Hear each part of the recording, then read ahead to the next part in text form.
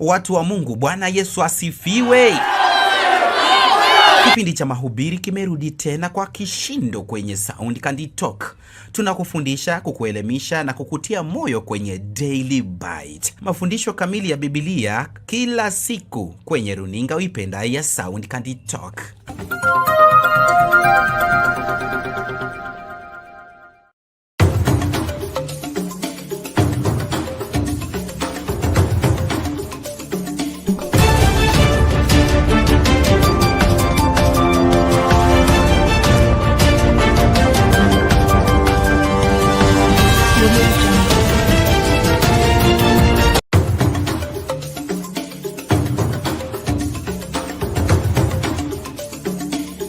Tunazunguka kote kote mchana kutwa kukuletea taarifa na matokeo ya habari kutoka pembe zote za ulimwengu. Jioni tunaweka mduara wa kujadili taarifa zizo hizo kwa mapana na marefu. Ungana nasi kila siku ya wiki kwenye matukio ya siku saa 2 jioni kwenye Sound Candy Talk. Matukio ya siku, makao makuu ya habari kuu ya siku.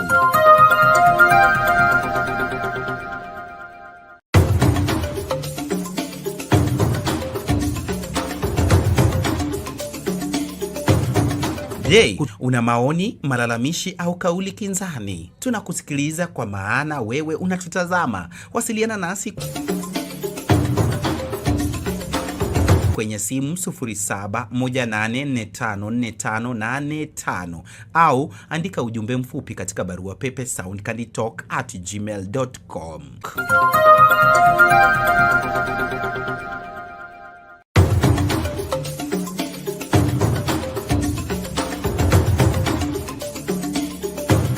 Tumekuwa kipaumbele kudadavua taarifa za kutwa kila siku kwenye Open Forum Political Show. Tangu Januari, sasa Disemba tunayo. Tunachukua nafasi ya kipekee kusema asante mtazamaji na mpenzi wa kipindi cha Open Forum Political Show na Sound Candy Talk.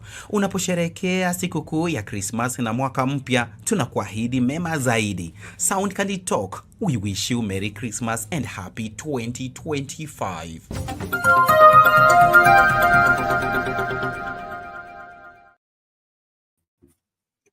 A good day, ladies and gentlemen. We're glad you're watching. Thank you so much for making time to join us. This is Sound Candy Talk, Open Forum Political Discussion Show, the show that gives you an opportunity to air what you feel and think about the latest development on our political front. Excited to meet you again, even as we dive into what is happening in our country. The Kenya Kwanza administration under William Ruto is now called upon to account for public debt. Now, public debt has been a thorny issue in our politics and in our country.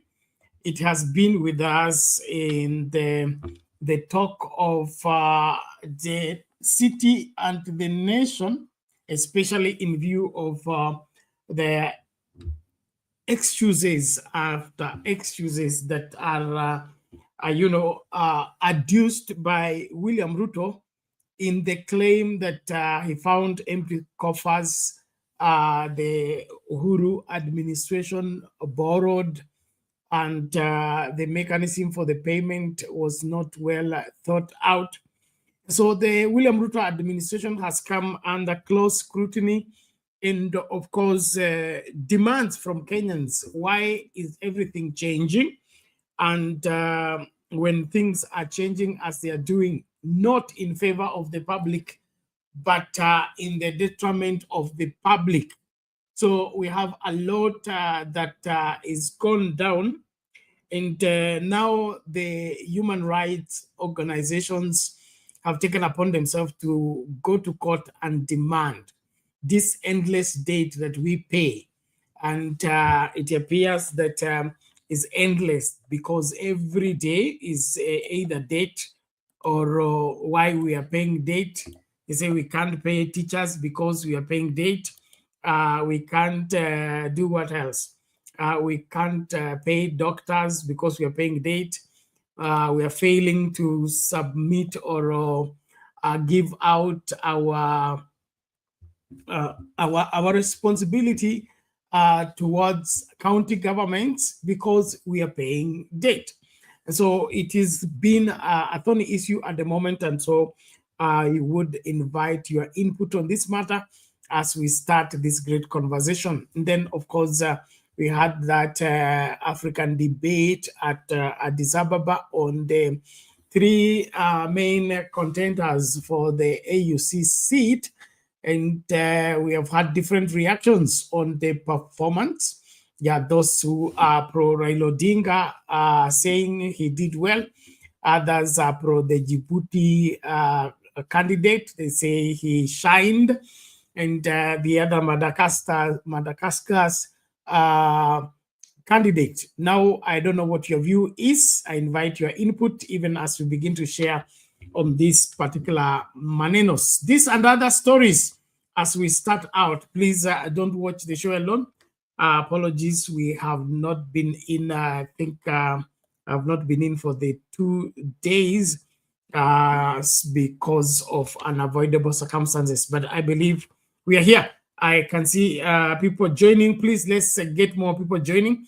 Wale ambao wameenda kulala muamshe, waambie tumefika na tuko ready kuangazia masuala haya kwa kina. Asante kwa wale mnatujoin kwa TikTok. Tafadhali naomba hizo likes na kuhakikisha kwamba screen hailali kwa sababu wewe upo. So naomba makinika, chukua jukumu lako, tukatekeleze wajibu wetu kama ilivyo desturi yetu. I believe our role here is simple, putting everything in proper perspective so that nobody is left out when everything is said and done. So I invite your input. Tafadhali tumakinike tunapotekeleza mambo haya yote. This is our responsibility and we must do it as it is required. So thank you very much. Share the link widely as we begin with that story.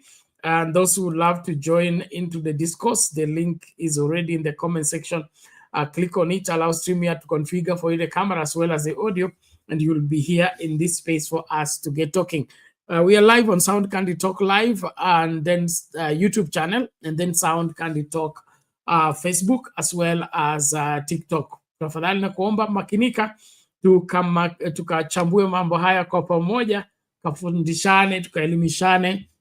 Mambo yatanyooka tu wakati tutawajibika kutekeleza majukumu yetu kama wazalendo na kudai haki yetu kama ilivyo desturi.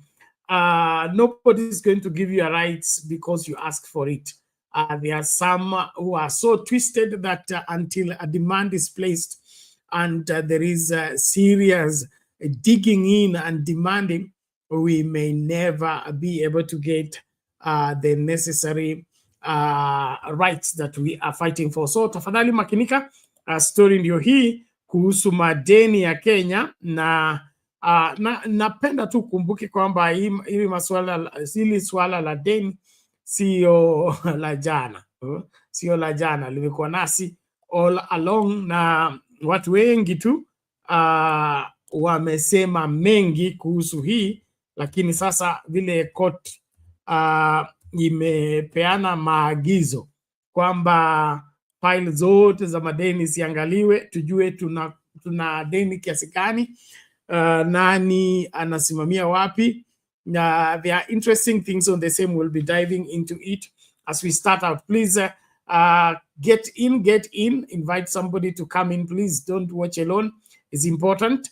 The YouTubers, we are still not able to connect on Sound Candy Talk. The case continues until it is settled. But in the meantime, tukutane wapi? Sound Candy Talk Live, YouTube, and then Sound Candy Talk Facebook as well as TikTok. Let's get this story as we start the conversation. Thank you. The High Court has ordered the state to, in the next 45 days, provide information relating to information on all debt agreements entered into on behalf of the Republic of Kenya, information relating to sovereign bonds, and information on expenditure on all monies borrowed. In a case filed by the Kenya Human Rights Commission, KHRC, and Wanjiru Gikonyo from TISA, petition number 179 of 2022, it was found that the state violated the Constitution by failing to provide the information sought by the petitioners relating to debts and borrowing. The petitioners sought to obtain information from the Cabinet Secretary, National Treasury and Planning through a letter dated the 7th of February 2022, but the request was ignored.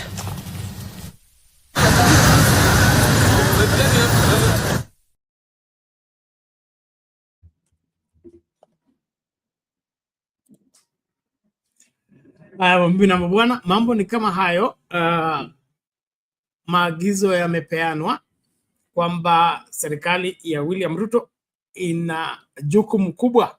Hili jukumu ni moja tu, kuhakikisha kwamba Wakenya wanaambiwa deni lao ni kiasi gani, lilichukuliwa lini na nani, kwa mkataba upi, na nani ambaye likatumika wapi. Kwanza hapo ndio ngoma ipo. So the High Court has ordered the state in the next 45 days to provide information on all debt agreements entered into on behalf of the Republic of Kenya. Now, Jimmy Wanjigi has been on the forefront on this issue of debt, and the arguments has been, it appears that the Kenyan people who are the sovereign are paying for debts that were never utilized for the public good and were never utilized for the purpose for which they were borrowed. Our country is faced with the vice called corruption, and this corruption monster seems to have tentacles everywhere, especially in the government operations. And it appears that there are people who borrow in the name of Kenya but end up spending that money on their personal issues other than the purpose for the borrowing. We had a lot going down on the issue of Eurobond. The Auditor General, times without number, came out and said the debt was borrowed, yes, but there is no evidence that it ever landed in Kenya.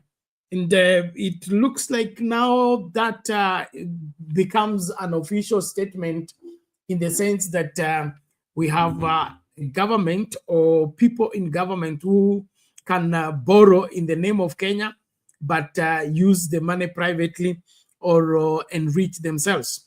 And this is a very interesting debate that we will need to weigh on how long are we going in this direction, and for how long has this been going on, that they borrow in the name of Kenya. Kenyans are taxed to pay, but the beneficiary and the proceedings from those debts are nowhere even servicing the debt or helping the Kenyan situation.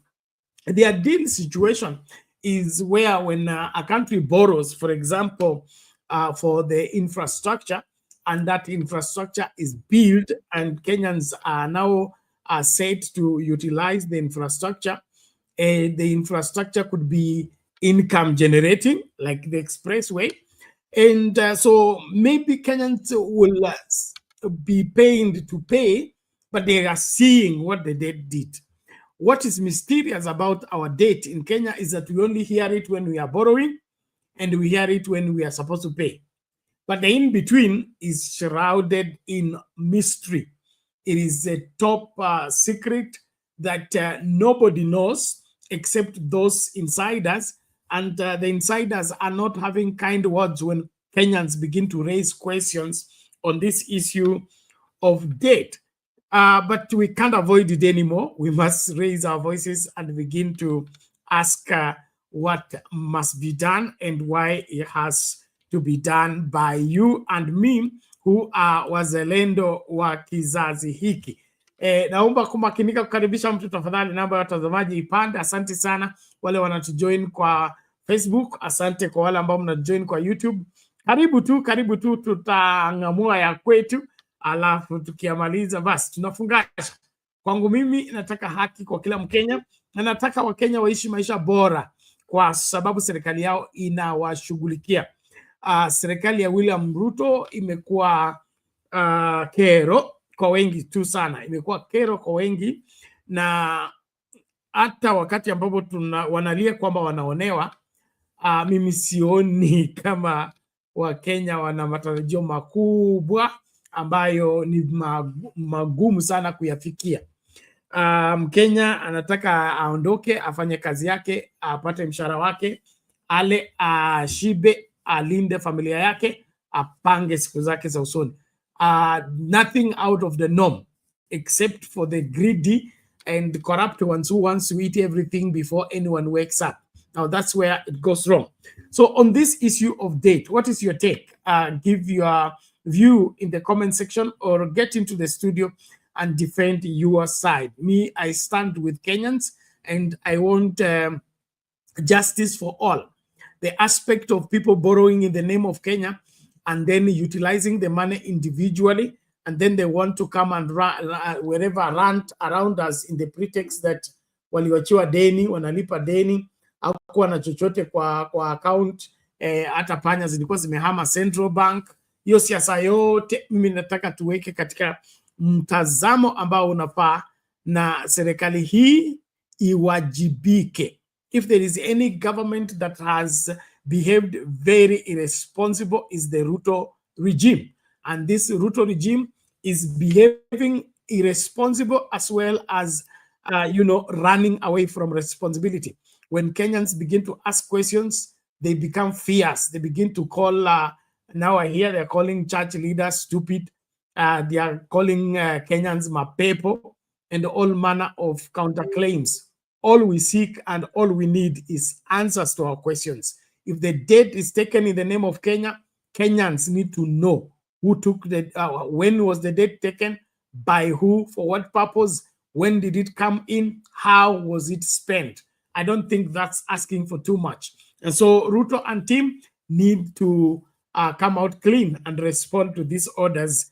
I want to go through 3 aspects of the orders, and then we can open the floor. And if you're coming to the studio, to me a link iko kwa comment section.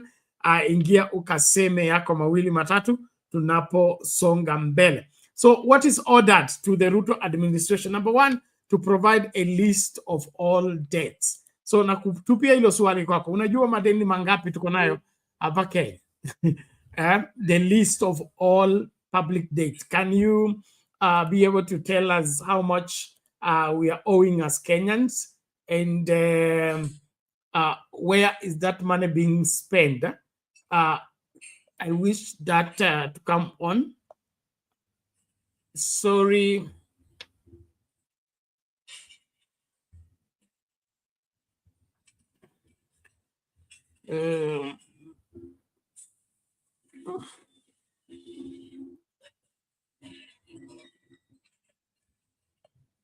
There is a mix-up in my gadgets here.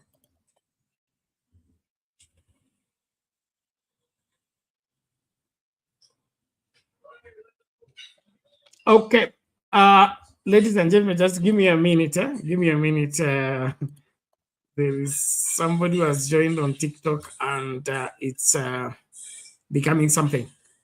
Short break. We'll be back shortly.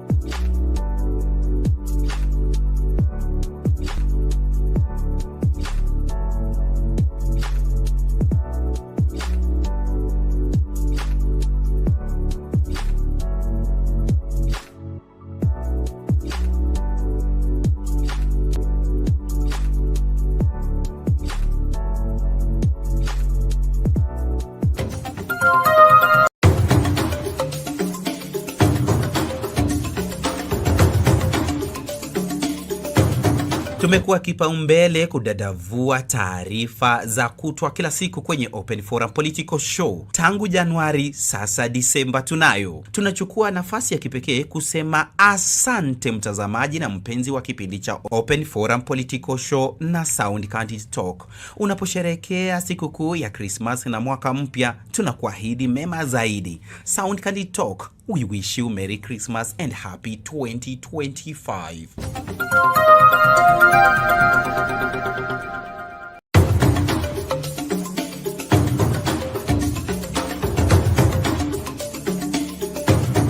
Je, una maoni, malalamishi au kauli kinzani? Tunakusikiliza kwa maana wewe unatutazama. Wasiliana nasi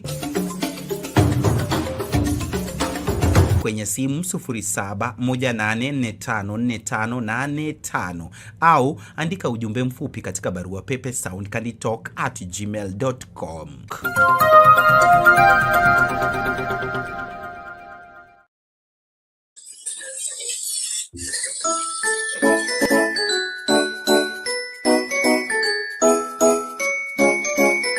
Merry Christmas!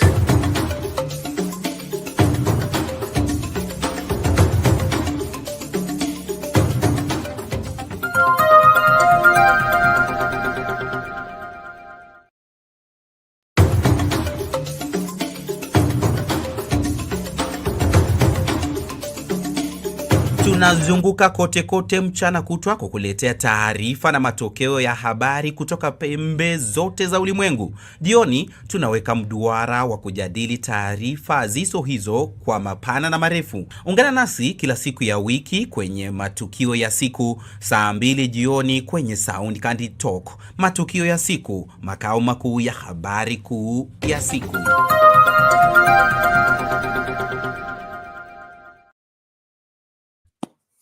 Welcome back, ladies and gentlemen. Apologies for the mix-up. We had somebody join on TikTok and it was noisy, and the gadget was not responding to my commandments, so I had to sort it out. Now we are safe. Everybody, thank you so much. Naomba tumakinike tunapoingilia swala hili. Nazungumza swala la deni ambalo koti imesema I was going down the list of what is required from the Ruto administration. Number one is to provide a list of all dates. Placing that question back to you as a Kenyan, to the best of your knowledge, how many dates are we owning in terms of list 1, 2, 3, 4? There is what we're calling the whatever the Euro bond. There is the SGR, whatever related dates. Then, of course, the expressway, although the expressway is privately provided for in the sense that it was built and then the toll fee that is being collected goes into part of it into the repayment. I think it's the same agreement with the SGR. So beside this, which other dates do we owe? And the court is demanding that that list is provided for by the Ruto administration. I said that kuna ile hali ya kufanya nini?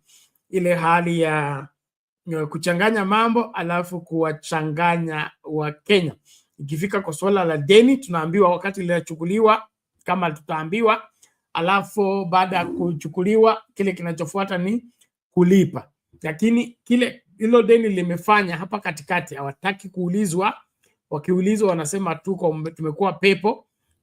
Swali likiwekwa wanasema hakuna kitu mnajua, sisi ndio serikali na sisi ndio tunaendesha mambo. So wewe ningependa uniambie tu madeni unajua ni mangapi na unajua ni lipi la wapi.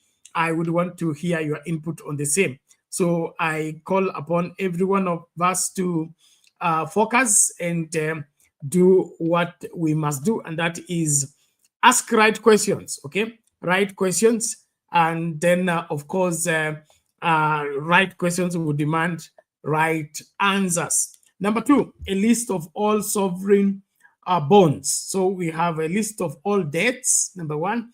Then number 2, sovereign bonds. Now this is also another place, and from what is going around is that we have people who borrow in the name of Kenya, but Kenyans don't get that money, but they are only asked to pay.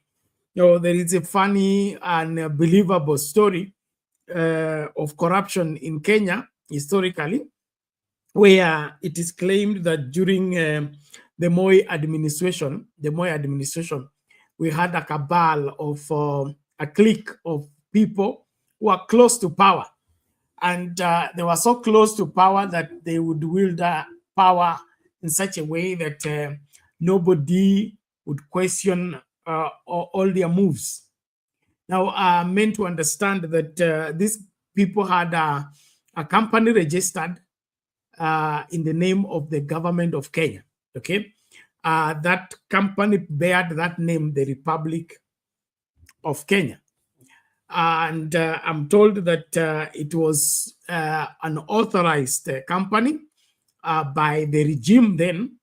And what would happen is that when Kenya will get things like grants, will get checks, okay, written in favor of the government of Kenya, sorry, not the Republic, the government of Kenya, these people will take that check, deposit in that private company called the government of Kenya, and be able to withdraw those monies into their company. Now, this is a historical account that it actually took place, and the Kanu people then would be, now we receive grants, let's say these grants for fighting HIV, or grants for fighting malaria, grants for supporting education, and the check is written in the government in favor of the government of Kenya. But somebody sabotages that, takes the check, deposits with his company called the government of Kenya, and that company is able to get the money because, cross checks after they are cleared, money enters the account.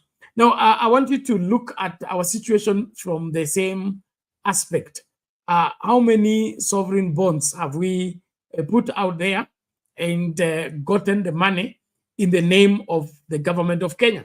And how much of this has actually been utilized for the masses, been utilized for the betterment of the good of the majority of the Kenyan people?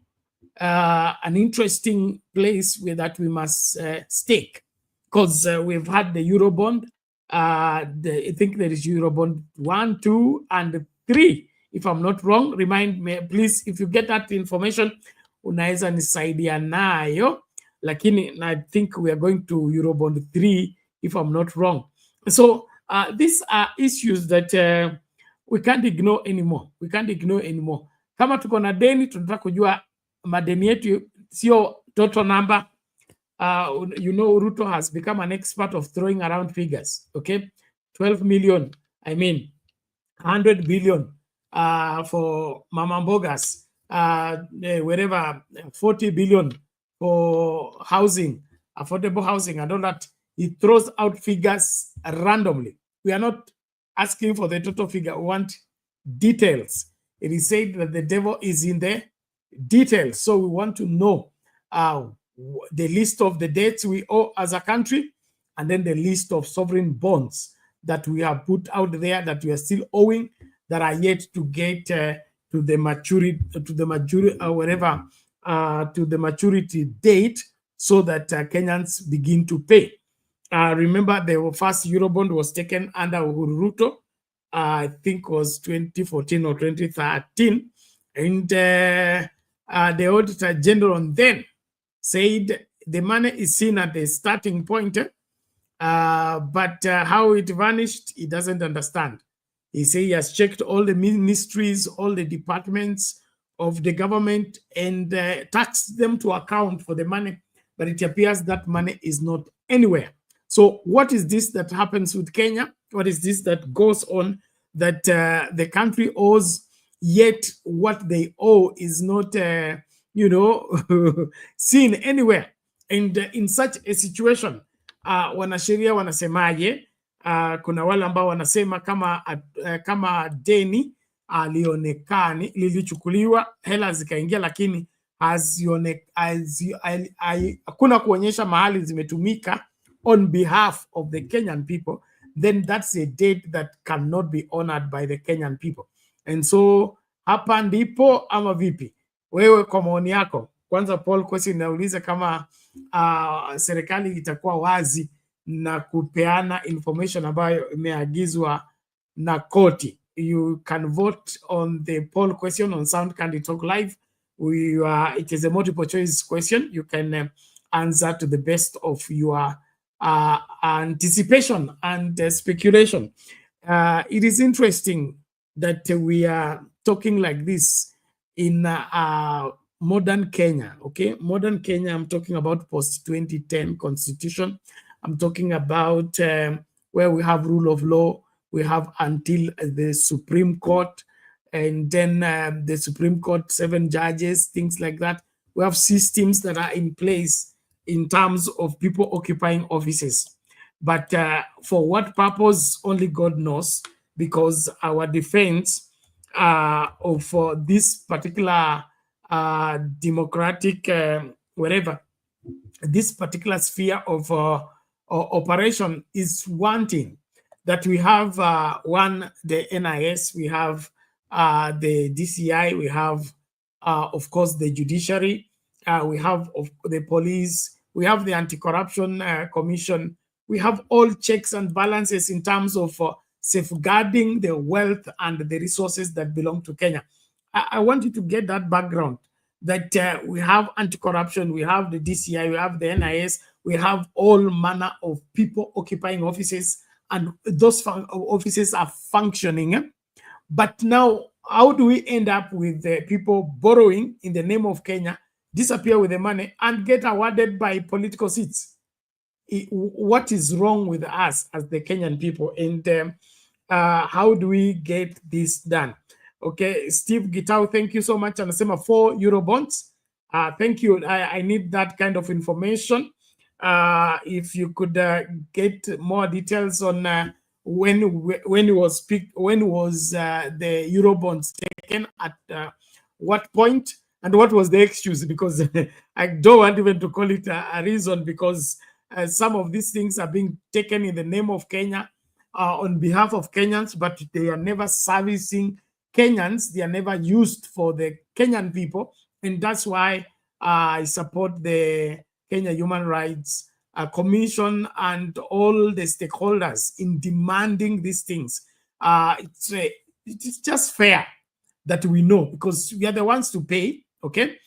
It was taken in our name, but we cannot continue paying without knowing how long we will pay, and how much is the debt, how much is accumulated in terms of interest in case we default, what is the outcome? Because this is something we can't ignore anymore. We can't pretend not to see anymore. So nakukaribisha mahala pote ulipo. Asante sana, karibu. So kama una hiyo information, na kuomba njoo ukatueleze wazi wazi, ndipoza tuko hapa kuhakikisha kwamba hakuna kinachokwenda mrama. Nakaribisha mtu 49 people. Let's get to 100 plus as usual, tukiendelea na mchakato huu. Mimi naamini kwamba kwa kuongea na kuweka mambo wazi, tutapona kama Wakenya. Tutajua la kufanya, at least hata kama hatutachukua hatua, itabidi kwamba tujue ni kipi ambacho kinafanya nini, kinatuuma na tunakiponyesha vipi. So 3 things demanded from the Ruto administration that they should provide. Number 1, a list of all the dates that the Kenya is owing. And then, of course, number 2, the list of all sovereign bonds that have been floated. The money came in, and some of that money is questionable where it is.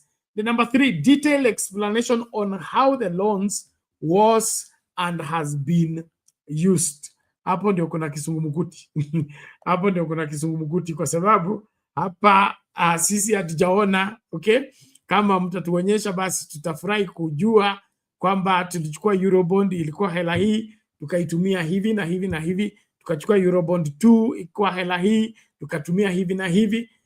Eurobond 3, Eurobond 4. We want to know all that. And only when we have the details, we will be, more than enough willing to participate into the footing of the bill in terms of paying, lakini Wakenya kubebwa kwamba hao wanasikika tu wakati mnachukua deni na alafu wakati kwa kulipa. Hapa katikati hamtaki kuambiwa, hamtaki kuuliza swali, mkiulizwa mnasema sisi ni pepo. Haya, naomba tafadhali makinika. Asante kwa wale ambao mna join. Let's go further into appreciating what is happening by reason of exploring what is needed. Okay. Talia Bless anasema that is sad thing. It seems we have lost so much to individuals. It's true. It's true. This country, and that's why I believe in Kenya. Kenya is rich. Kenya is rich. Because if this amount of, leakage and outflow of cash from Kenya to individuals, from independence, from independence to date, we are still functioning as a government. That means there is a lot in this country that even the thieves are shocked that the more they steal, the more the country still continues to forge ahead. And that's why I say if Kenya is placed in right hands and the people in leadership will handle this country rightly and ensure that there is justice for everybody, and Kenyans are happy to wake up on Monday, report to office, and really deliver, this country can be a first world just like that. Because if we put in perspective of how much we are losing, it is reported, it's Uhuru Kenyatta who said it, 2 billion per day. Those facts are still the same today. Remember Mbadi's confession, 2 billion still being lost every day. So if you're losing 2 billion every day, and this has been going on as back as, let's now give it to Uhuru Kenyatta, let's say 2013, okay? 2013 to date, 2 billion every day. How much is that? Okay. And if that is lost, just what? Lost. We are still existing. We are still, surviving. It means this country is rich with resources. Those resources just need to be taken and put in the right hands so that those right hands are able to ensure that what belongs to Kenyans is safeguarded for Kenyans and it's used in the interest of Kenyans. There is a lot of using government to do what we want, using government to do what we prefer, using government to enrich ourselves. That is not the purpose for the existence of a government. The government exists to safeguard the resources, the welfare, and the advancement of its people. There is no government being, wherever an end in itself. The government is a means to an end. A means to an end means we get into office so that we will lay down infrastructures, lay down policies that will be executed in the interest of the masses. What we have in Kenya is the opposite, okay? All they go to the masses is to get the mandate. The moment they get elected, they get into those high office and forget the masses. They want now the masses to bow to them, calling them Waheshimiwa, calling them Your Excellency, calling them all manner of praiseful names. And they think by, posing around as in charge, you're like the semi-literate, sorry for the mix in terms of a language, but it's semi-literate is semi-literate. What we mean here is that you see the kind of posh lifestyle they are floating around, okay? You fly in choppers, you give out your 5 million this Sunday, 5 million another Sunday, 5 million another Sunday for another church. I mean, all this is floating around that there is too much money for these guys than they can spend. And so what's happening is that if that money belonged to them, they will not use it the way they are using it. If that money came out of their sweat, they will not misuse it the way they are misusing it. The only reason why the Ruto administration and all the people in the Ruto administration are throwing around money is because that money is proceeds from corruption, okay? Proceeds from these things we are talking about. that Eurobond is floated, the money disappears.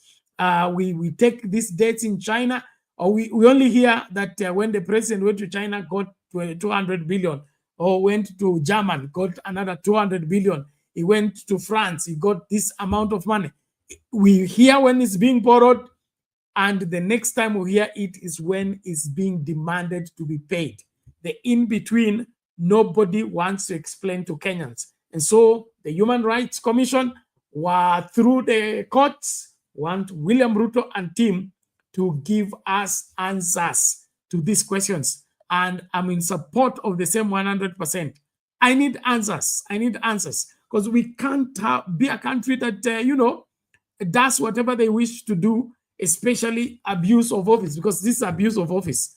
Uko kwa ofisi ili ulinde haki ya kila Mkenya, lakini watu hawataki kusikia kwamba hawataki kusikia wakiulizwa maswali. Sisi tutayauliza na majibu mpaka tutayapata. Well, thank you everybody as you join from wherever you are. Thank you for those who are sharing the link to get more people to join. If what we are saying makes sense to you, please let us know in the comment section. And then, of course, we also wish you to give your sense. You can use the link to get in the studio. Let me share it again. I think it's already there in the comment section. Use it, get in the studio, and help us make sense of these demands by the High Court on the issue of date for the Republic of Kenya. One more time is to provide a list of all the dates. That's number one. Every date that the Kenya government owes, a local or international, we want a list for the same. I mean, the courts demand the list for the same. And number two, a list for all the sovereign bonds, that were floated, given out there in exchange of loans for monies for the country. We want to know that list, all of it, so that after this, if you're going to come up with a pay bill number, wa Kenya watoe shilingi mbili tulipe hii madeni, tujue mapema. And then, of course, a detailed explanation on how the loans was and has been used. Hapo ndio kuna kisungumukuti na kuambia hii koti labda tutayasikia yale ambayo hayasikiki, lakini those demands are fair in my opinion, and then Kenyans deserve to get answers to these things. We cannot pretend anymore that we can manage this misappropriation and misuse of public resources. Wale ambao wamejitolea mhanga kuhakikisha kwamba wataharibu ama wataendelea kutumia mali ya umma kama mali yao binafsi, siku zao zimehesabika. Well, thank you everybody. I can see many people joining. Naomba tafadhali tumakinike tunapoendelea na mjadala wetu. Okay, kwa story nyingine ni ile ya Raila Odinga na wenzake ambao wanakombea kiti cha African Union Chair. Walikuwa na debate, live debate, na watu wengi wamesema mambo mengi. Okay, kuna wale wanasema Raila did well, made Kenyans proud by responding to questions specifically without generalizing things, and then of course having kind of an actionable plan that if he gets in office, he will report on duty the first day and hit the road.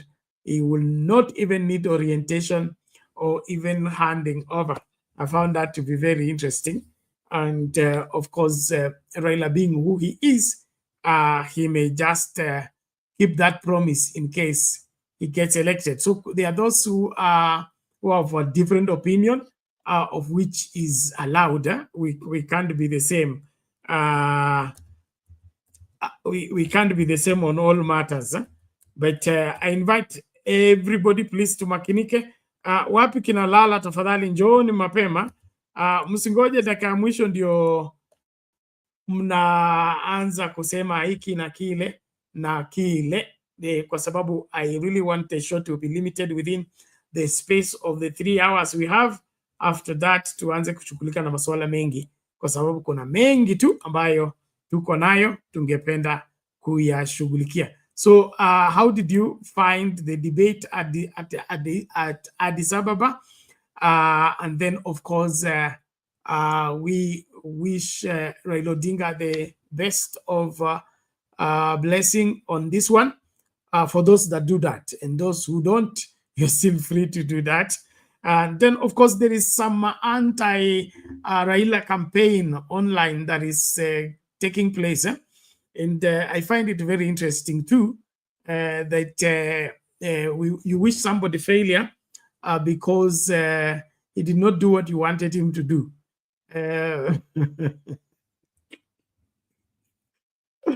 When we get back, we'll be discussing that. I will give it, both the Bible perspective and just natural laws of justice. Tuone kama tunaenda vipi. Asante. Let's get this story as I invite you to come in, please. Wale mnakuja studio muwai. Kama mnachelewa, mimi si... Okay, let's get this. Let me see. Is it... Kenya's African Union Commission chairmanship candidate Raila Odinga. Kenya's African Union Commission chairmanship candidate Raila Odinga joined two other candidates in rehearsing for Friday's debate dubbed Mjadala Africa at the AU headquarters in Addis Ababa, Ethiopia. The debate, which is scheduled to kick off at 7 p.m. is set. Okay, that's not what I was looking for. But let's hear this side story as I get that video ready. Tazamaji, jioni ya leo hazina ya kitaifa ya ufadhili wa miradi chini ya ofisi ya wakilishi wa kike ya NGAAF inaweka kwenye darubini utumizi wa fedha hizi kaunti ya Kisii. Sasa madai ya ufujaji na utumizi mbaya wa fedha hizi yakiibuka. Na kama Ode Francis anavyoarifu, baadhi ya pesa zilizotengewa miradi zimepewa watu binafsi kwenye madai ambayo mwakilishi wa kike Kisii Doris Ndonya anayakana. Ilianza na madai kwenye mitandao ya kijamii kuhusu ubadhirifu wa fedha za hazina ya NGAAF inayofadhili miradi ya wanawake, vijana na walemavu mashinani. Ofisi ya mwakilishi wa kike Kisii ikiwekwa kwenye darubini. Kisha yakafuatia madai ya utekaji nyara wa Justin Siocha, meneja wa zamani katika ofisi ya mwakilishi wa kike wa Kisii, aliyefichua madai haya. I was released on a free bond. There was no cash bail from the police station, so I've been held from Thursday 7 a.m. to today Monday at about 6 p.m. So then I'm told now you can go, you are free, but we are not closing this file because this person has not surrendered the logins for that page. Tulimtafuta Justin baada ya kuzuiliwa kwake na kaeleza madai kuhusu jinsi fedha za NGAAF zilivyodaiwa kutumika visivyo Kisii. So I've been working at the office of the Kisii County Women for the past 2 years as the office manager. About 66 women groups funded, that is the report, but the bona fide members never received a single check. These groups, they have fake contacts and fake names. If it is Nyanduko Moraa, that is a made-up name with a fake number. The name and the number do not correlate. So if this is Moraa Nyanduko, you call this number, it will give you it is Cherotich, or it does not exist. Tukiwa na stakabadhi tulizopata, tulianza uchunguzi wetu. Tulianza na kundi la wanawake la Iterio Plaza, eneo la Bonchari, na lile la vijana la Masaba, eneo la Bubasi, Semeta, wote wakiwa kati ya waliodaiwa kufadhiliwa. Zilitokea but sisi chama yetu ijaipata hiyo pesa. Sasa tunauliza nani alikuwa ataweza kuwa alichukua hiyo pesa zetu. We applied for funds at the Women Reps office and we have a project. So we went to the office of the Women Rep to confirm. So we were shown a list where our group was funded 100,000, of which we didn't receive the money. Kikundi kwa jina Igonga Market Shed, kulingana na stakabadhi tulizo nazo, kilipokea 2.5 laki, lakini hali ni tofauti. Kuna majina ambayo yametajwa hapa kwamba kuna chama kimepewa pesa hapa kinaitwa Igonga Market Shed. Hatuna aina ya chama chochote kinaitwa jina Igonga Market Shed. Hapa tuko na chama, tuko na sako inaitwa Igonga Market, Igonga Traders Sacco. Fedha hizo zinasimamiwa na ofisi ya mwakilishi wa wanawake wa Kisii, Doris Ndonya. Tulimtafuta kwa maoni yake kuhusu madai ya ubadhirifu. So hii vitu ya kuchapa the office of the woman rep, nyinyi kama watu wa media mnajua mambo na investigation. Aya, na ukiona mtu amekuja kulalamika hajapata pesa ya chama, hebu muombe chama yake, ako na members wangapi kwa hiyo chama, akupee signature apply na sisi. Check all those facts, alafu mjue how to tackle issues, but everything mimi naweza waambia ni vile sipendi kulelea nikifanywa kitu, it is all about politics. Kulingana na Doris, yeye haya yanatokana na siasa, lakini mfanyikazi wake wa zamani anadai ni kweli yaliyotendeka. Mumeona documents za serikali zikikuwa mtaani? No. So hao wenye wako na hizo vitu, alafu kuna hata Photoshop. Muliona hata Mtata vile alisema anauliza president, mtu ashachukua picha ya Mtata, amechukua picha ya Karen, ameunganisha mpaka watu wanafikiria ni ukweli. So swali mzuri ni kuuliza huyu finance office, hii kitu watu wanasambaza imetoka wapi? Juu mimi ninajua public document is a private document. So this is an authentic These are authentic documents that you find at NGAAF Kisii, NGAAF headquarters Nairobi.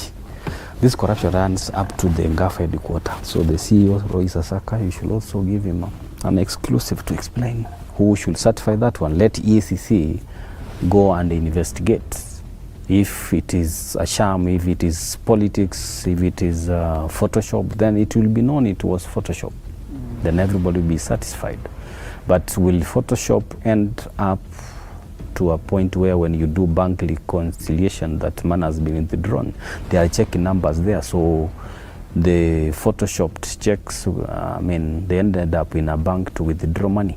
Kulingana na stakabadhi hii ambayo inaonyesha vikundi kadhaa vilivyopewa ufadhili wa pesa za NGAAF, tuliamua kupigia simu vikundi hivi ili kudhibitisha iwapo vilipata fedha hizi. Hadithi hapa ni tofauti kabisa. Kulingana na hii document unaitwa Sara Ratemo. Hiyo nafaka gani umepiga? 0724 kuna women group hapa ambayo ilifandiwa pesa kutoka Kisii County. Kisii? Yes, inaitwa Nyambasi Women Group. Unaijua? Hapana.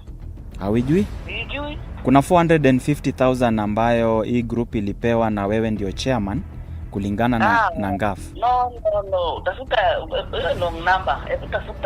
Tafuta mwenye alibeba hizo pesa. Mimi sikoki na hizo mapesa. Group gani sasa hiyo? Kuna group inaitwa Kambanane Women Group. Na kulingana na document inatuambia hiyo document inaitwa wendo chairman wa hiyo group, asia lady wa hiyo group, na jina lako ni Evelyn Kenyanya. Okay. Hiyo ni Mkisii. Huo ni Mkisii na wewe nasikia. Huo hapa ni Mkisii. Na mimi kwa Embu County sasa mimi ni Mwembu. Mimi niko Embu County bwana. He paid himself 692,000 on behalf of 2 women groups. And it was certified by him, and the register accountant signed. Everything was done. The less balance was here. Runinga ya Citizen ilitaka kujua kwa nini Justin aliamua kufichua kashfa hii katika ofisi ya NGAAF ya Kisii. When I was approached with such kind of information, at first I was hesitant. What was I supposed to do with them? I kept them to myself about 2 months. I did not know which route to take. Should I take them to EACC? Should I take them to DCI? Should I go back to them, to my former boss, and maybe blackmail her to give me some money so that I drop it, because this is a dossier? What should I do with it? So then I decided, why can't it go public? So that if the systems work, then the truth at the end should come out. Tulimtafuta mkurugenzi mtendaji wa ufadhili huu NGAAF, Roy Sasaka, ili kumruhusu Timothy Nyandusi, ambaye ametajwa pakubwa katika ripoti ya kifedha, azungumze nasi baada ya kuomba azungumze tu ikiwa atapewa ruhusa. Uongee na mkubwa wangu before I comment on such. I don't know, what do we do? Mdosi wako ni nani? Roy Sasaka is the CEO. CEO wa NGAAF. I don't like media that much. I am then why can't you engage? Okay, we can't compel the officer to respond, No, he had been transferred to Kisumu before we got the information. The transfer to Kisumu was an administrative decision because the officer in Kisumu had proceeded on maternity leave. But when now we received the information, we got a whistleblower on the same. That was a decision that was made by the board just recently. When was it? That was we had a special meeting in this week, beginning of this week. Yeah, and then the officer has been suspended, so we cannot authorize him to respond. Baadaye Roy Sasaka alitutumia barua hii kuthibitisha kwamba kweli walikuwa wanachunguza kaunti ya Kisii. Aidha, tume ya maadili na kupambana na ufisadi EACC tayari imeanzisha uchunguzi wa madai haya. We have that complaint. It is a new complaint which we've just received, I think a week ago or so. And it's going through the analysis process. It is a new matter, but once we are able to understand or rather clearly identify the issues, we will deal with them as they are. Ode Francis, Citizen TV, Nairobi.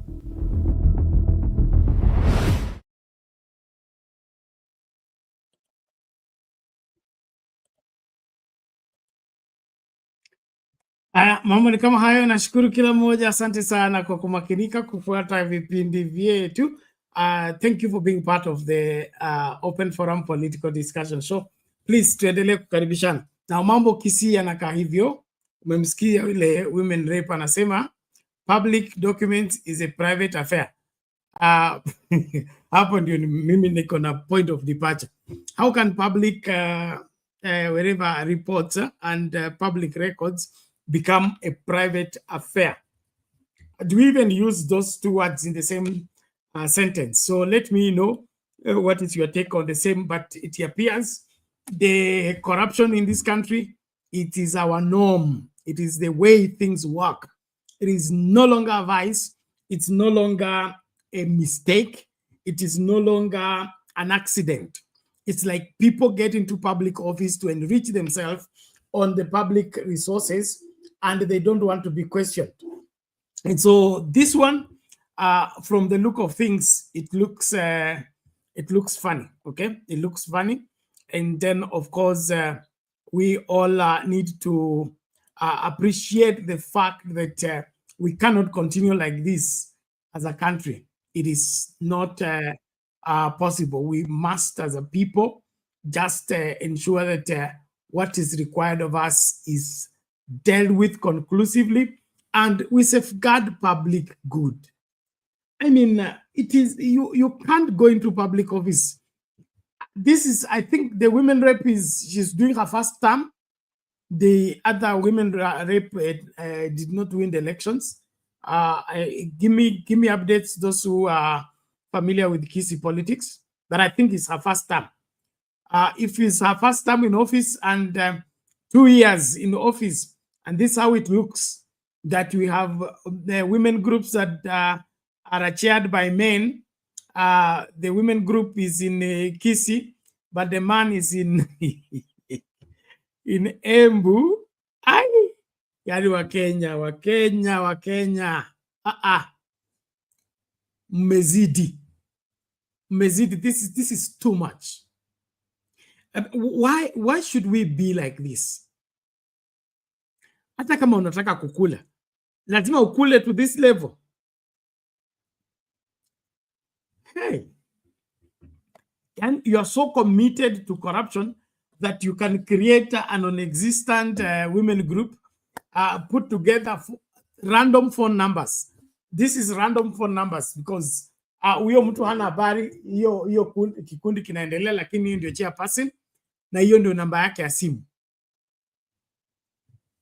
Haya, mnaambie nyinyi kama hii mambo ni hivyo ndivyo ama sivyo. Oh my God. This is not good at all. This is not good at all. If there is any truth in those things, the way they are looking, then we are rotten as a people. We are finished as a people. We need to get back to the drawing board and determine where we will be and how we will dwell there. And so these are some of the things that are making our debate tonight an important one. as the High Court demands for accountability, wants records for the borrowed monies, how those monies were utilized. I support it 100%.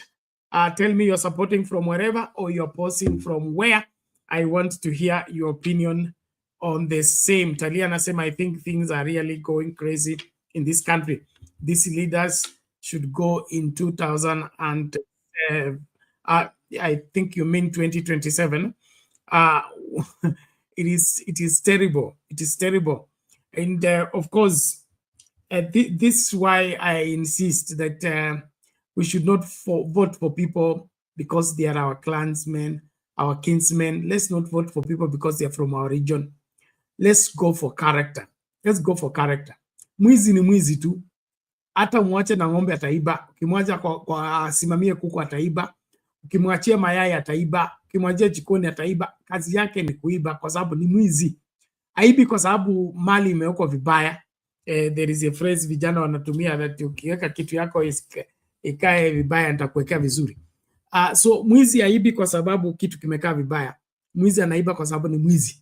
Na huwezi kuchagua mwizi alafu tarajie akuwe na abadilika akuwe saint. Haiwezekani. Ukiweka mwizi kwa ofisi ataendeleza wizi. That's a reality that Kenyans need to come to terms with. And then, of course, to safeguard ourselves from this is to insist on higher standards on who meets the threshold for public service, for public office. We can't be losing money to this extent to people's pockets. NGAAF is an issue that is before the court. I think it's controversial. Controversial because, a created fund for the women rep. We have CDF. And then, of course, the other funds around. All of it is now appearing that they are only conduit for looting and, making public resources to go to wrong hands. We cannot continue like this. So that story from Kisii, we must keep a close eye on it. And that women rep, from her expression that public documents are private. That's not true. Public documents are supposed to be in public. And we have a law that demands that gives Kenyans right to demand data and information that even is held in private when it is necessary. And so hiyo story ya ukoloni mamboleo ya ile kusema serikali ni siri kali na lazima wafanye kazi kwa siri, hiyo siri yao kama inahujumu Wakenya wana haki ya kukataa uongozi mbaya. Kwa hivyo na kukaribisha, tafadhali makinika tunapoendelea na uchambuzi wetu. So this issue of corruption, what we say that as the head goes, the body will go. What we are seeing at the national level, it is also being devolved at the county level and now at the women rep level. Come on, how now? How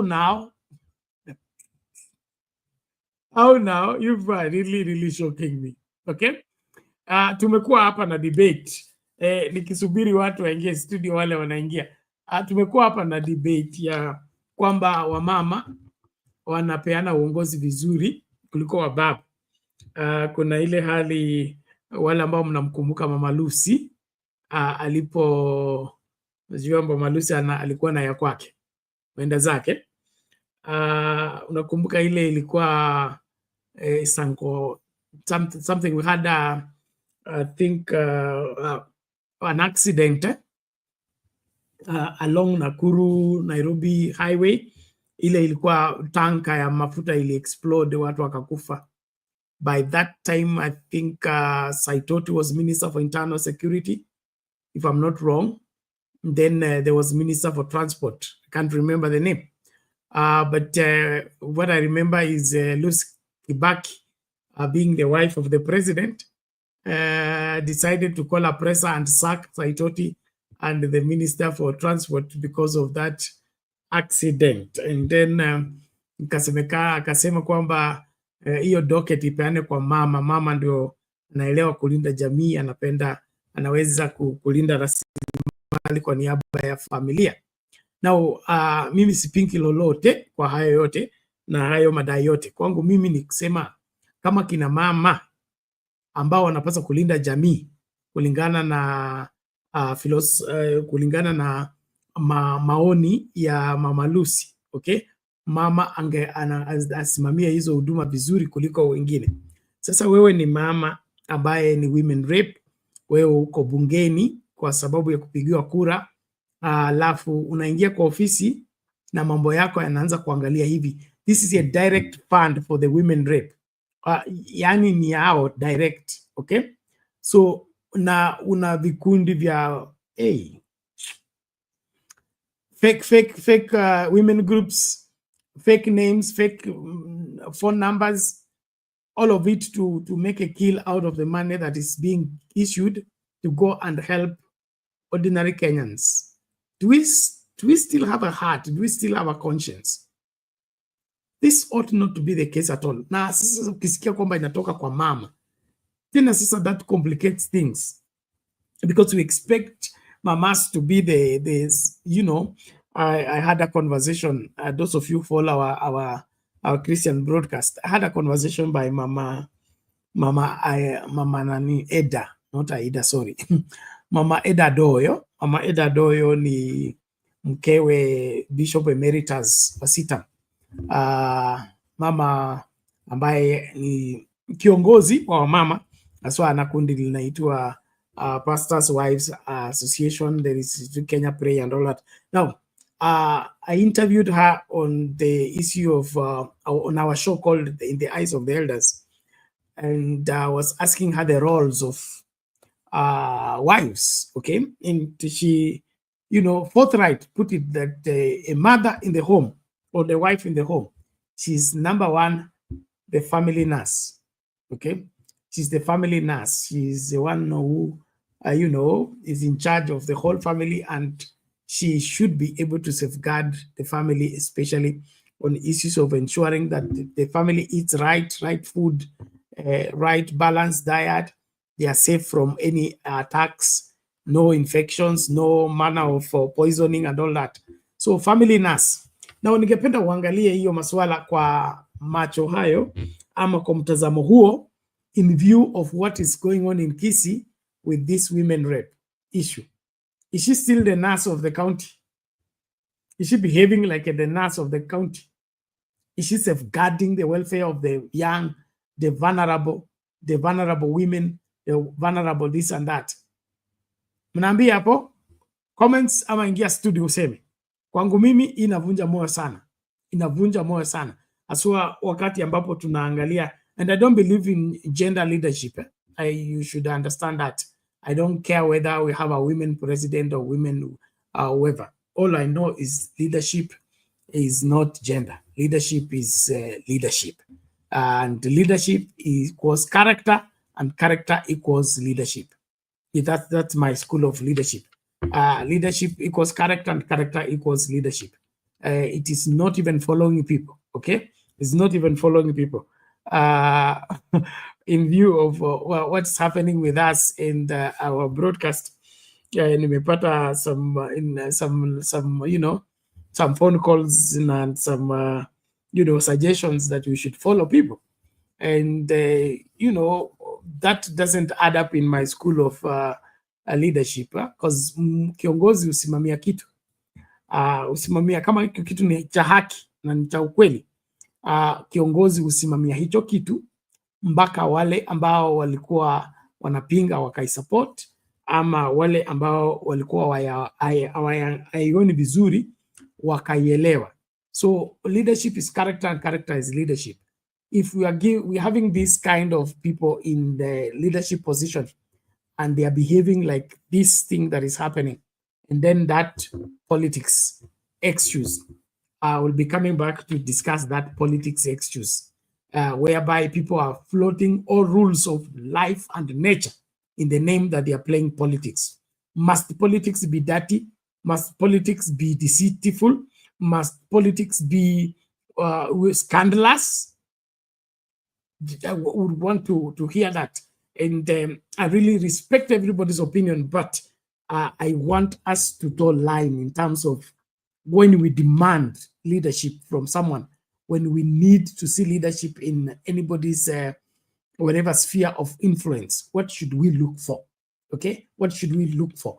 Huyu mtu ambaye tunaita mwizi wetu, kwa sababu tulikia hiyo mwizi wetu anaendeleaje? Aliokoka alipoingia ofisi? Mtanaambia. Okay, Asil 2 TV anasema Kenya government needs to be overthrown and some of these wanyongwe as the West Africa countries until then tutaongea tu.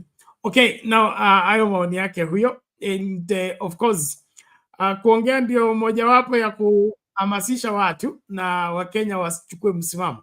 Kwangu mimi hapana. Okay, so hiyo story ya kutoka Kisii inavunja moyo tena sana.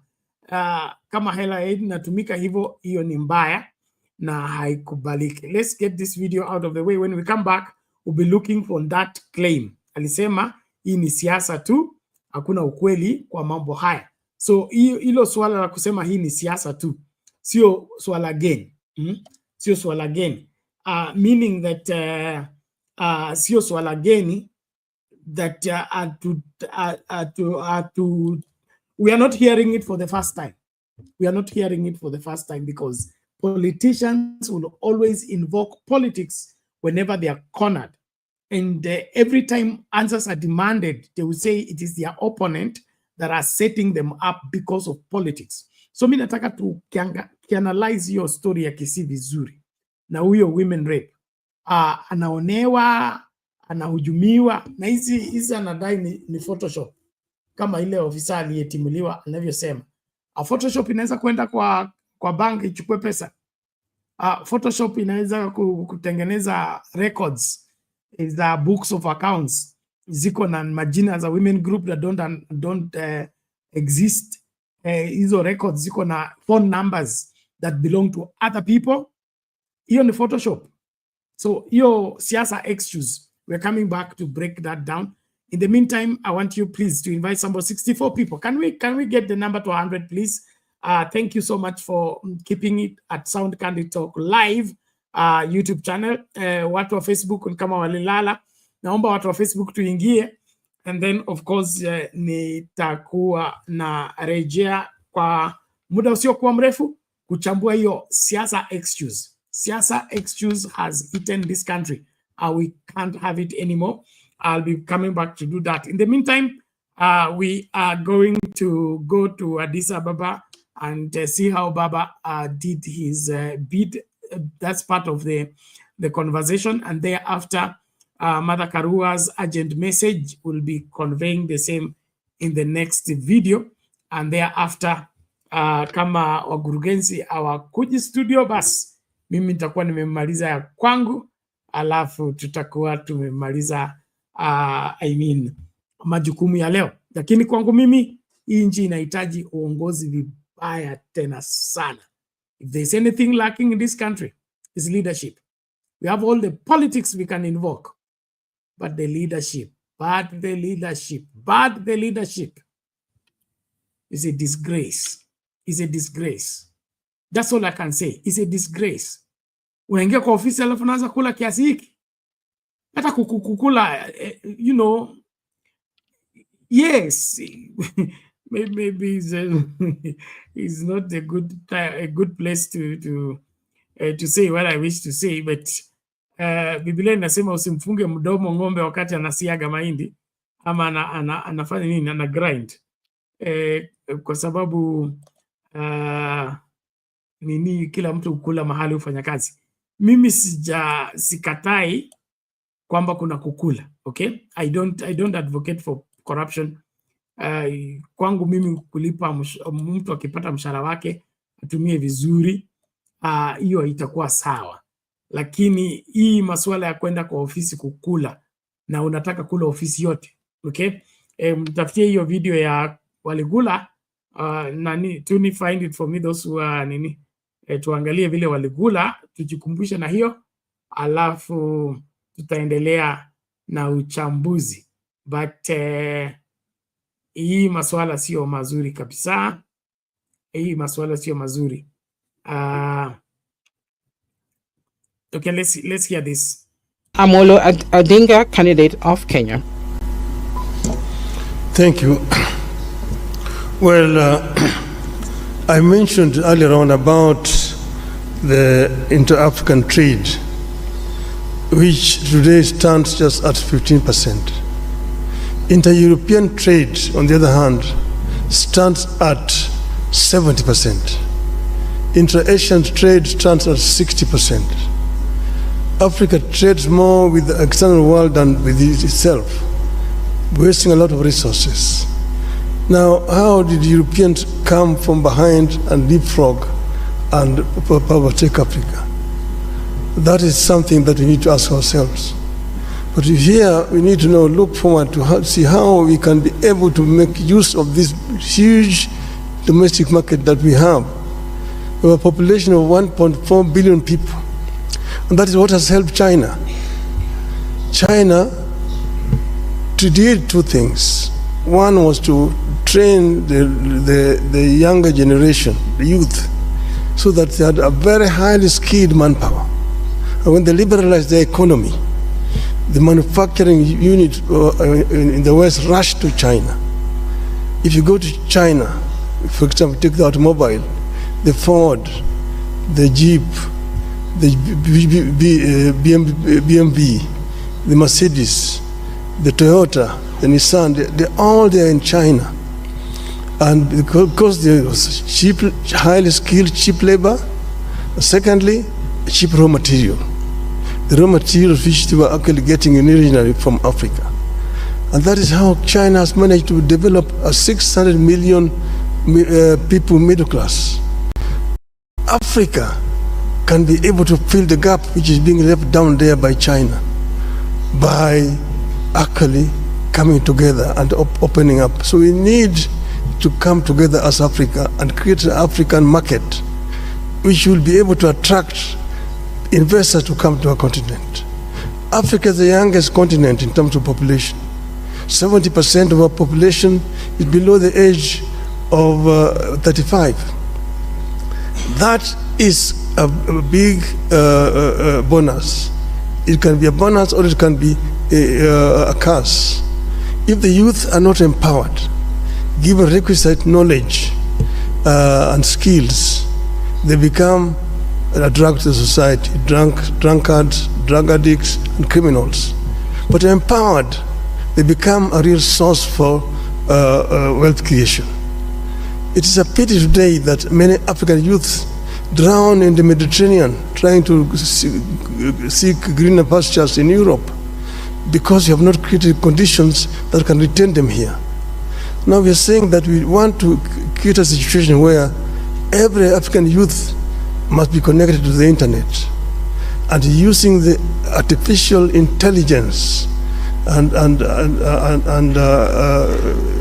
information technology, we can be able to give this youth opportunity to work anywhere in the world when they're staying here on the continent.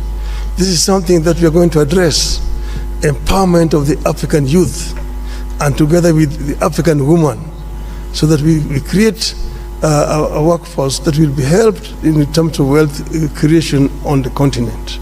This will enable Africa to leapfrog and to catch up with the rest of the world. I'm saying that I want to be a vehicle to be used to help Africa to get there. We will work together with all the leadership in the continent so that Africa moves. Thank you, Your Excellency. Thank you very much, Your Excellency Raila Odinga, finishing us on the third round. And now we move into the fourth and final round, and I give my sister the opportunity to open the envelope and tell us what the first or the last question rather is. And ladies and gentlemen, as a form of a reminder, after this we have a quick break, and after the break each of our esteemed candidates will have 2 minutes to share their closing remarks. Fatima. Cher Dear candidates, your question is this one. The implementation of the key reforms at the African Union that were decided by the Assembly of Heads of State and Government has come to a standstill, and which has a negative impact on the structural stability and the financial viability of the Union, and also on the lack of the African Union to have an impact. Were you to become the chairperson, what new approaches would you adopt to reinvigorate the implementation of these reforms, rationalize the programs of the African Union, and strengthen its effectiveness in the long term? Under the topic of implementing of reforms agreed under the Assembly Decision 635, the implementation of key African Union reforms decided by the Assembly of Heads of States and Governments has stalled, with an adverse impact on its structural viability and financial sustainability, and the AU's focus on a few high-impact public goods. If you become chairperson, what new approaches will you introduce to reinvigorate the implementation of these reforms, streamline the AU's agenda, and strengthen its long-term effectiveness? Et j'invite à présent le candidat. I'd like to invite the candidate from Madagascar to respond first. First of all, we have to begin by bringing back order to our shared home, the African Union. I think this is the highest priority. The mandate of the chairperson of the commission as a whole is last 4 years. So that is a very short period of time to be able to change from top to bottom what needs to be changed in terms of institutional reforms of the African Union. So one must begin by bringing back order. I did mention a short while ago the recommendations of the SACA audit. I also mentioned the reforms that have already been proposed in 2016. There would be other reforms. What needs to be done were I to become the chairperson of the union would be to review the documents, and one cannot forget history. One cannot ignore history. I don't think we could. We are at the end of a process. We are at the beginning of a new process, and the outgoing team did what they were able to do with the resources that they had at their disposal. And I would like to thank the outgoing chairperson of the commission, Mr. Faki, and his entire team. And were I to be elected chairperson of the commission, I would work, of course, with the chairperson, because it will be a lady chairperson. Now, these reforms have to be prioritized. There are reforms at the level of the financing of the African Union. There are reforms in terms of mobilization of strategic partnerships. There are, of course, issues that have to do with the effectiveness in the area of peace and security. So we have to prioritize the reforms. Yet, once again, 4 years is too short a period of time. It is therefore important to review objective by objective. Strategic objective is what I mean of the 10-year plan 2024-2032. And since it was my responsibility in COMESA, one can perhaps plan for strategic planning over perhaps 2-3 years, which strategic planning would make it possible for us to identify the urgent issues and to align the financing of these issues. The 10-year plan does not allow one to do this, and maybe were we to have a strategic plan, we could perhaps be more specific and address the matters that need to be addressed urgently in the way of reforms. And I also think, as I said a short while ago, that the organs of the African Union, beginning with the Conference of Heads of State and Government, but also the committee of the PRC, the Permanent Representatives Committee, with the Pan-African Parliament and the other organs,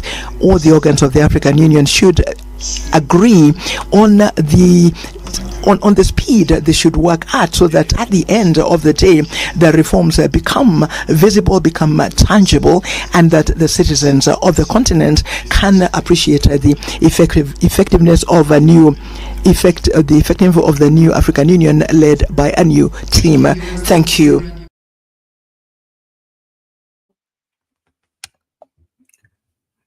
Mambo yalikuwa hivyo Addis, sijui maoni yako ni yepi kwa hayo. Nashukuru kila moja. You had what's going down there and what is being offered in terms of a solution to our perpetual problems. This is exciting to see how Baba cuts down practical ways to go about addressing the Africa issue. That issue of the youthful population of Africa, the resources within the continent, and then the intertrade that is below. I mean, at 15% is too low. Why is that the case? What is lacking? Is it the infrastructure, or Waafrika tunachukiana? Hatutaki kufanya biashara kati yetu. Ningependa unaambie maoni yako kwa mambo haya. Nashukuru tu kila mmoja kwa kuendelea kutegea Sound Candid Talk. Naamini kwamba unafaidika. So that's how the debate went down at Addis, and I support Baba's candidature. 1, 2, his approach to solving the problem to me sounds more practical and can be done if it's adopted and executed. Because if you empower this 70% of the population, ensure that they get into the job market, they are skilled, fully trained, committed to advancement, things just turn around. The power of numbers, and of course numbers should have value behind them. And so if we have our just our inter-trade relation affected to 50%, this Africa will be different. That we are trading among ourselves. The dollar is, if we are going to use dollar, is circulating within our borders, things will be different. Then, of course, the African dollar, that's something that we can also consider and ventilate on. Because why should we be trading in US dollars when we are Africa? I mean, we're in Africa, and Africa can have a homegrown solution to their problem. Can you imagine if we had the African dollar? Okay, African dollar will only have one central bank of Africa. Okay, that one central bank of Africa will have one economy, African economy. I believe that alone will turn this continent around just like that. That all this money we are spending on printing papers. Somebody sent me a note from our neighboring, okay? They have one note of 10,000 shillings, 10,000, okay? I mean, one note like this has 10,000. Oh, some of us cannot even compute that, okay? 10,000, okay? I mean, why should we continue doing that, okay? So all these papers we are printing in the name of money, we can collapse them into $1 called the African dollar, okay? That African dollar will be used across the continent. The economy will just turn around, okay? We'll have easy move of goods, easy move of people. This continent can be turned around. We just need to give it the required leadership. And so I don't know what your opinion is, but I really want us to be as practical as possible in our approach towards solving our issues as a people. Now, that youthful population to be empowered, that's out of question in terms of it should not even be a matter of discussion. The greatest asset we have is the people. And when the people get empowered, development takes place inevitably. We had a conversation with Jeremiah on Jamhuri Day, and he talked about his involvement with agriculture. And he says the moment in agriculture you're planting, or you're planting grass or whatever you're planting, this is the moment you put the framework. Okay, you get the foundation right. The root bed, the root bed is well framed, and then the what they call it, nutrients, okay, are able to permeate and get to the root, and then the tree is able to manufacture whatever it needs to manufacture to grow. Is it the moment you deal with that right foundation in your crop growing, you have already taken off. There is nothing that can stop you. And so for long, Africa has been, treating symptoms instead of getting to the root of the problem. For long, Africa has been stretching forth the ball of begging, and has been made to believe that they can't survive without the support of the West or the East. To me, Africa can overtake the world if it's given a right leadership, and the right leadership is committed to a great Africa. It won't need 5 years to turn around things in Africa. If we can all agree one night, we agree on the African dollar. The second night, well, I mean, that in itself will make everything in this place to turn around, and the rest of the world will be then on their knees begging to associate with Africa. So the bad picture we've been, tweeted to can be turned around. All we need is less focus. And so what's your opinion about the performance of the candidates of the AUC at Addis? We were discussed this yesterday, but sikuwezeshwa kuanza show, ndio tunaenda mbele na nyuma, lakini naamini unafuata na unaelewa. So those proposals by Baba to me are good for Africa. And then of course, remember his when he was leading as an envoy for the infrastructure for AU, and the way he was drawing the map on how the Lam port can travel all the way from Lam all the way to Juba and Congo, all the way to Nigeria and cross on the other side. Now, the moment we have those kind of infrastructure put up, this continent will lit up. This continent will lit up. It will no longer be the dark continent. It will be the leader of the world. So Africa can lead the world. Africa should be leading the world. Africa belongs but ahead of the world. So let's not, behave as if that we don't know. We know that Africa can lead the world. And we have led before. We have led before. There are controversial videos going around about we were the first people to introduce education. We are the, civilization and all manner of advancement in terms of being a people that are pro the future. We led the world. We can lead it again. My preacher talks about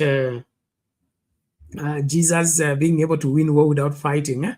Of his blessed memory, Archbishop Benson did a preach a message called How to Win Without a Fight, How to Win a War Without a Fight. And then he uses, since we are in the season of Christmas, he uses the example of Jesus, okay? Jesus is born as a baby, and then, of course, is in the manger, and then there is the issue of, what is his name?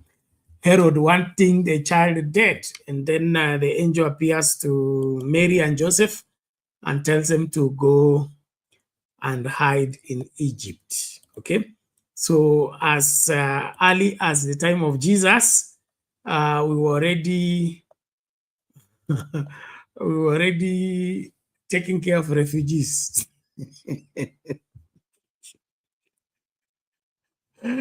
We're already giving asylum. Yeah, we gave asylum to the Son of God. Africa need to be proud. Okay, the salvation story of Jesus Christ cannot be complete without Africa. And so those of you who go around saying Africa is cursed, oh, Africa is black and all that, we are as black as we are and as cursed as we look, we were the first people to give asylum to Jesus Christ. And so he go to Egypt, stay there until I send a word. Using the same premise, it means Africa was safer than the rest of the world. Can you imagine that? That God acknowledges that Africa is safer than the rest of the world. That's not the picture we're being given on the international television. They want to portray Africa is at war, Africa is backward, Africans live on a tree, Africans don't know anything. That is the picture they are painting. But God has a different view about Africa. When he needed the safest place for the savior of the world to be safe and grow without problem, Africa was the safest place. So if we were able to host Jesus when he's baby, it means we were the safest. It means we are the leading, because you don't send your child to go and be safe in a place where there is insecurity. But here's the point. Jesus comes to Egypt. They stay there until Herod dies. And then God appears to Joseph again and says, go back, for the people who sought the child have died. So my Archbishop of blessed memory, Archbishop Benson Idahosa, says, Jesus was able to kill Herod without him being in Nazareth or Jerusalem or Bethlehem. I mean, from Egypt, he was able to handle Herod. And when Herod died, he said, go back. Those who sought the child are no longer there. And so he says that you can win the war without fighting. And that's one approach that we also need to buy into the same. There are things that will take care of themselves. And that's why I want to encourage you that it's not every battle that is worthy fighting. It's not every question that is worthy to be answered. And it's not every attitude that is, worth being responded to. So you need to be a man of your own, a woman of your own, that will keep doing what they are required to do, regardless of what other people, especially those who want to oppose you for anything and everything, wish to do, so that their stake should be felt everywhere. To me, that's unnecessary. So Jesus from Egypt is away from Herod. He has gone for asylum in Egypt, but back home, things still happen. And so there are some wars that you can't fight directly. God will fight for you. There are other issues you should not answer yourself. You should not attempt even to defend yourself. You just go to safety, stay there. And while you're in safety, you're going to hear news on what went down. So naomba tafadhali tuhakikishe kwamba tunasonga mbele. Where is this known what? Known for your business. No. Hey, no for your business. Which one is this now, you people? Anasema but hii ujinga ya borderless Africa needs to end. How now? I thought borderless Africa is what is needed. Or what do you mean with this bwana known for you business? No business. Borderless Africa is okay in terms of what? In relation to the rest of the world, or in relation to what? Would want that to be, you say Africa can move to the front through science and inventing things, then selling to the world market. Okay, yeah, that's a good move. That's what we are saying.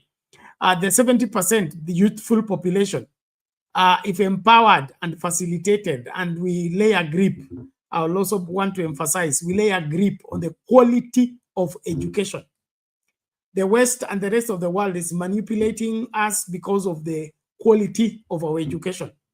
They gave us the education, now they call it inferior. When you go to work in the US, in the UK, and the so-called first world, they recognize the Kenyan certificate, but they say it's not good enough. So they have to retrain you afresh before they can put you in the job market. So it means there's a deliberate undertaking to give Africa inferior education so that they continue being servitude to the rest of the population, which is unacceptable.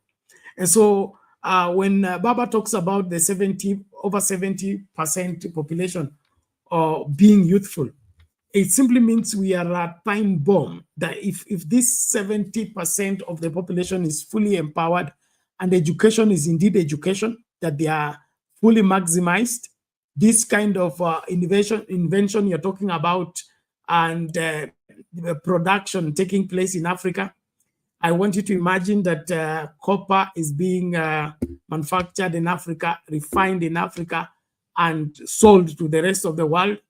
Our gold is here. Our green gold is here. Our, oh God, our meat, okay? Our meat, the indigenous animals that we had, their meat, I'm meant to understand, is the most expensive in the whole of the world. So the moment we get Africa working by reason of proper utilization of resources, the taking off is inevitable. The rest of the world will be at the mercy of Africa. And so I encourage us to go for this demand of leadership at all levels, leadership at all levels.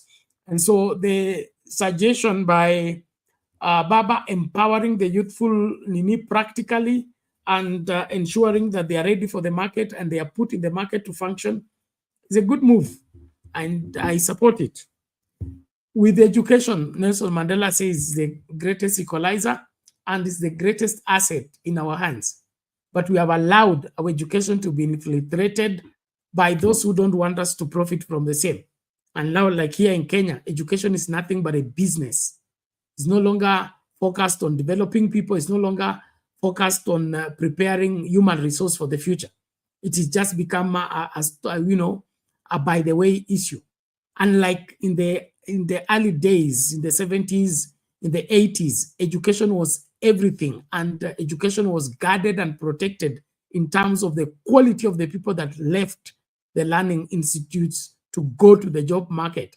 But today we have relaxed the rules, we have lowered the standards, and that's why the quality of the people we are putting in the job market are unfit, unprepared, and they are not ready to lead these inventions we are talking about. Look the way we have overtaken, things have gone upside down. In the past, science led the way. Today, it is comedy that is leading the way. Art is the one leading the way. Now, that has some problem with it. I don't oppose the comedians and the other artists. That's part and parcel of our society. But there is a place for science leading the way. And when science leads the way, that's when we'll end up with these kind of inventions, come up with the, instruments that can, wherever production that can make good use of our resources, that we trade only in finished products. If America wants our coffee, they come and buy from Kenyan shop, made in Kenya, grown in Kenya, processed in Kenya, and sold to the rest of the world. Establishing that only will turn around things. And so I believe that if we will do our best to see to it that Africa picks up, tutakuwa tumefanya vizuri. Now, this needs to be devolved at all levels. Devolved meaning all countries in Africa should be subjected to the same. And then don't forget that African dollar issue. I know it's a sensitive issue, but it's a place we can, I think we can't even avoid, okay? We can't avoid. If we want to turn around things, we need to go that African dollar approach. The African dollar approach will save us money, will save us a lot of money. that we only have one central bank of Africa. I mean, of course, it has to be devolved in all places, but we are trading with one currency as Africa. The night that is declared is when everything turns around. So I encourage that to get done. Mware CK anasema if African leaders have ambassadors, deputies who have marketing, finance, business management, foreign policy, international relations track record in intra-African trading can work. Exactly, you know, and same necessity is the mother of invention. Necessity is the mother of invention, yes. Where there is a need, there will be a supply for that need. And so it's just a matter of walking away from the colonial perspective of leadership. Colonial perspective of leadership, what I mean is people get in office to eat, they get in the office to keep their salary, they get in the office to, you know, survive.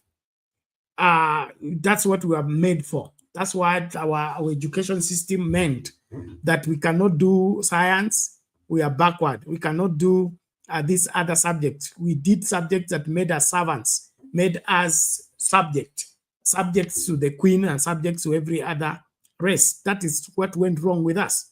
But look who is leading where in all fields. I should just spot for you what you know.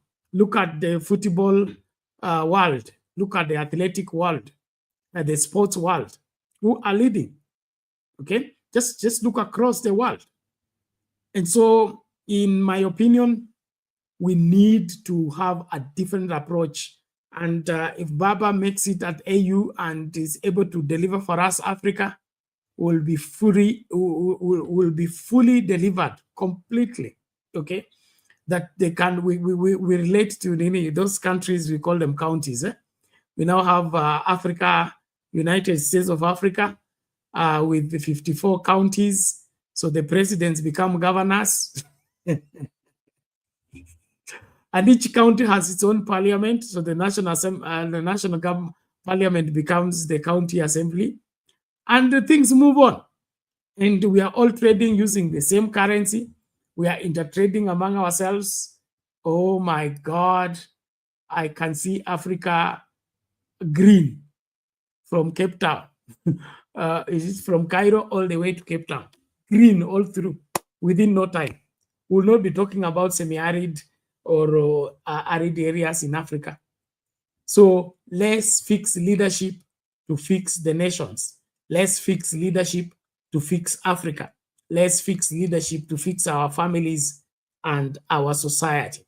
I don't know what your opinion is. I appreciate each one of you for participating into the show. Please naomba tusonge mbele. Wacha tumsikilize Martha Karua naye amesema nini kwa mambo haya ili tusonge mbele katika kutekeleza wajibu wetu. Karibisha mtu, hii namba imekwama 60. Tunaweza fika 100. Tuko wengi hapa. Tafadhali karibisha mtu, kumbusha mtu show iko on. Kuna mtu anafuata kwa Facebook. Aswa Facebook haijakuwa shared vizuri. Those of you on Facebook, tuma hiyo link ya show yetu kwa different political party, whatever political groupings, so that more people can join.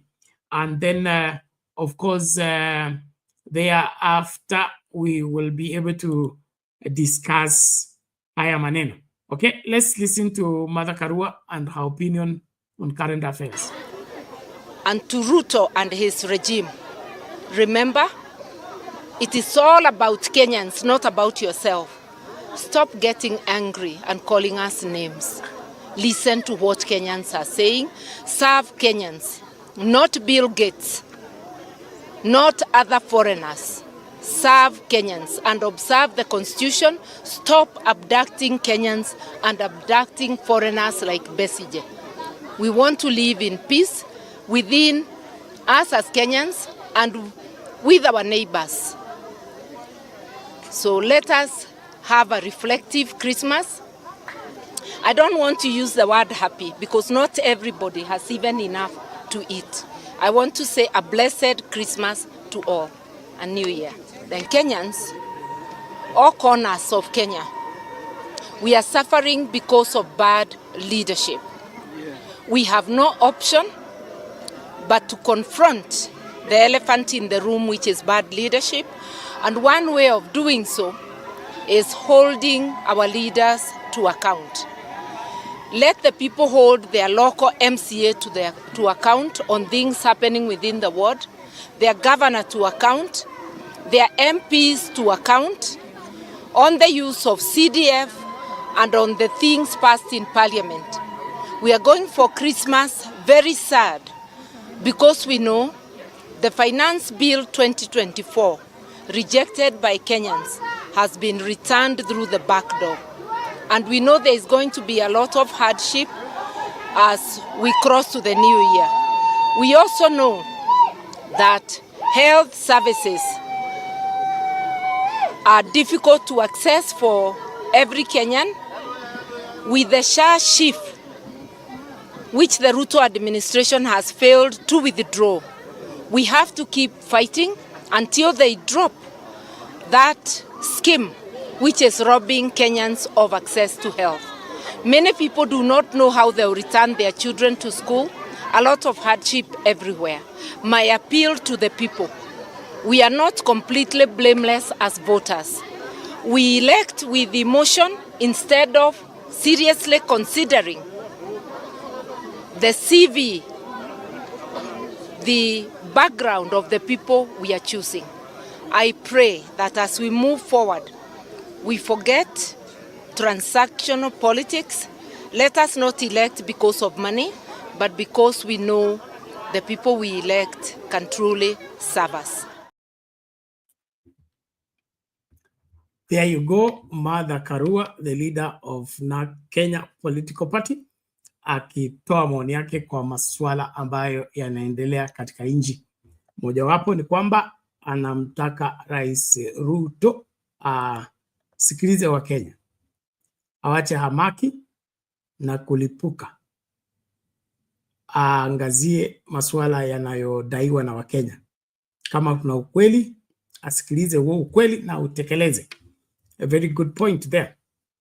Leadership requires listenership. A good listener will be a good leader. But in the pursuit of that, it's important that every person in public office acts in favor and in the best interest of the public. Best interest of the public. And I don't think it's a complicated matter.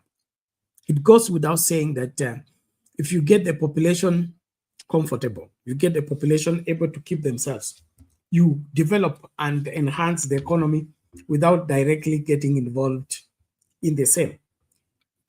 We kind of, we have what I call wheelbarrow mentality.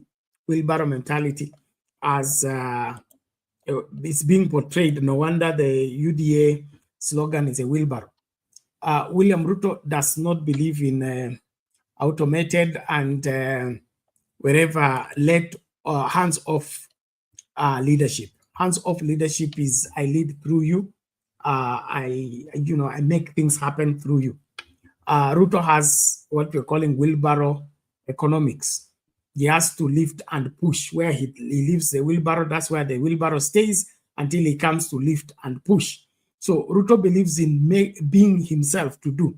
You see the way he suggests the foreign policy, wherever, insurance policy, then he begins to market it himself. He wants to convince all Kenyans that this is good, this is right.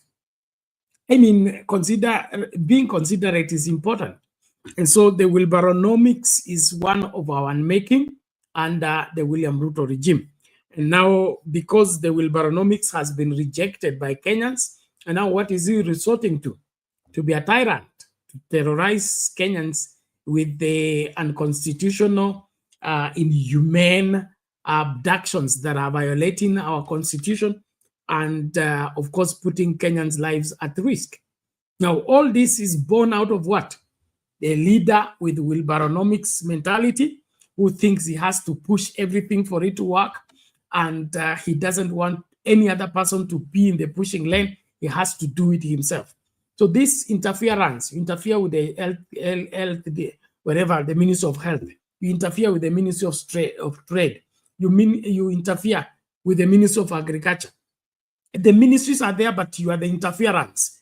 Anywhere you pass, you create confusion, you create stalemate, and then suggest a solution. That solution, you're suggesting it to be the provider of the same. Now I understand that SHA has collapsed after the 104 billion being spent on the same. God have mercy on me. God have mercy on Kenya. Okay, now collapses, and that is it. But who is the supplier of the software? Who is the supplier of that system? Okay, kwa uchunguzi wa ndani itajulikana ni mmoja wetu tu, yaani huyo Mkenya anayesema kwamba amekuja kusaidia Wakenya. Huyo ndiye anasaidia ufisadi, anasaidia maovu ambayo yanakumba nchi hii. So you see all that is going on here is terrible. And so I agree with the NAK Kenya leader, Martha Karua. Ruto should, one, listen to Kenyans, and two, understand that Kenyans have their right to have their opinion that is different from his, and they have a right to oppose whatever he does if it's not in the interest of the majority of Kenyans. And that's what democracy is all about. The majority having their way and the minority having their say. But when that is going down, we cannot also sit down and fold our hands and say that because he's president, he can do whatever he wishes, and that he wishes, he's untouchable, he's acting above the law, and nothing can be done. It is not true that nothing can be done. Something should be done, and I think it's being done. One of it is Kenyans having free communication like this, free engagement like this, so that everybody can be able to ventilate on the same issue. So the enforcement of one's will is what warrants these abductions and this terror-oriented kind of leadership. Now that you cannot influence people positively, you want to scare them off. You want to appear fierce. You want to appear, merciless. And because of that, you want Kenyans to coil themselves in and give you a free hand to take the country to the cliff. That, to me, is unacceptable. So as Kenyans, we must continue with the agitation and reject to be, misguided on all these matters. The fallout of William Ruto with the majority of different sectors of our society is a pointer to the kind of leader he is, or the kind of politician he is. You see the exchange between Ruto and the church people, my church people. There's exchange between Ruto and the politicians. There's exchange between Ruto and the doctors. Exchange between Ruto and the teachers, and all that. He's the constant common denominator in all this. But the solution he's offering is one and the same thing. I don't know why he thinks that everything can be solved by insisting, and everything can be solved by buying into his way of doing things. Any leadership that comes in office and the first thing they see to do is to do away with what was working, because they have come up with another miraculous, better way to do. That points to a downfall. So it is a matter of time that Ruto and team are on their way out, no matter how much brave face they are putting up. And the signs are everywhere. The body language speaks everything. They know this thing is not working. Somebody was giving analysis. I don't know if I'll be able to access it. I don't have rights to use it, but let me just talk about it. So there is something that has leaked out, a questionnaire that is being pushed out by the NIS to try and find out whether William Ruto still has support of the majority of Kenyans.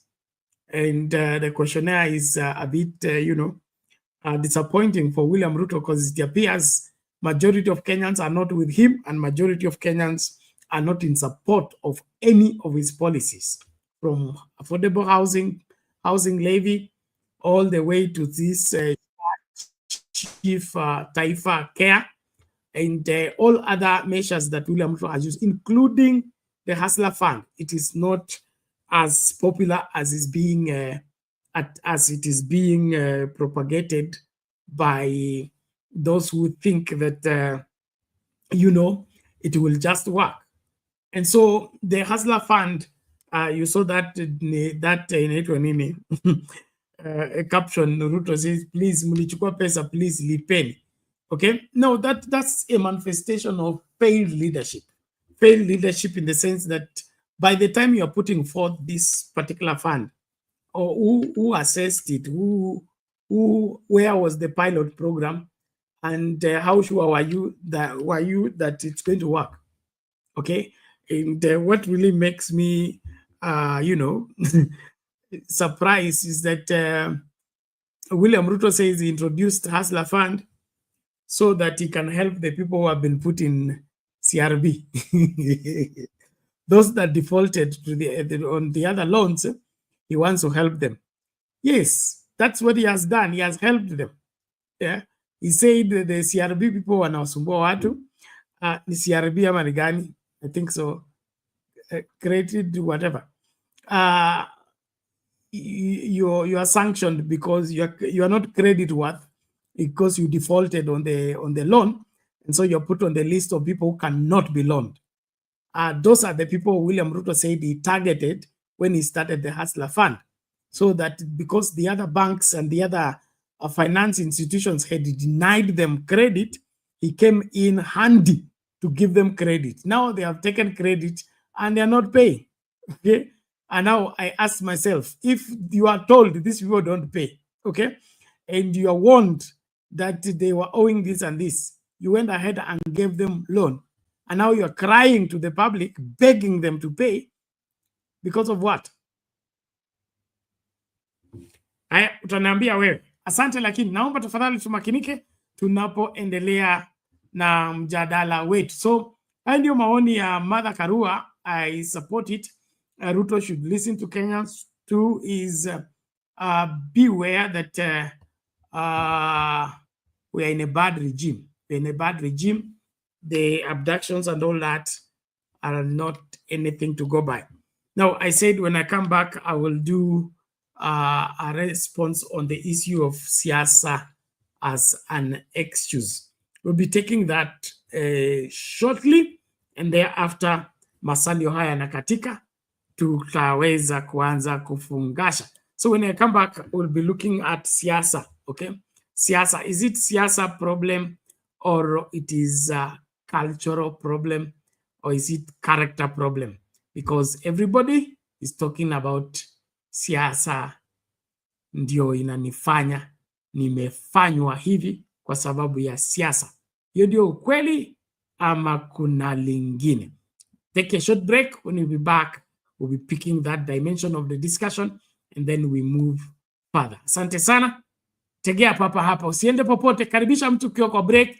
Piga kura yako tukiwa kwa break. Like video. Give us a thumbs up, please, if you like what you're hearing. And then, of course, you're part and parcel of the growth of Sound Candy Talk. Na kama uja subscribe, tafadhali subscribe aswa on this channel, Sound Candy Talk Live. Kuna wale ambao umesubscribe on the other channel, which is not taking the live feed anymore until it is corrected. So in the meantime, subscribe hapa, turn on the notification bell. Usipoteze muda ukitutafuta kila mahali.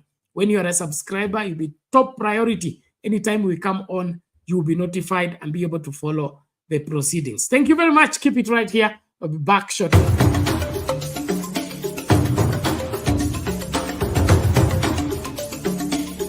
Tunazunguka kote kote mchana kutwa kukuletea taarifa na matokeo ya habari kutoka pembe zote za ulimwengu. Jioni tunaweka mduara wa kujadili taarifa zizo hizo kwa mapana na marefu. Ungana nasi kila siku ya wiki kwenye matukio ya siku saa 2 jioni kwenye Sound Candy Talk. Matukio ya siku, makao makuu ya habari kuu ya siku.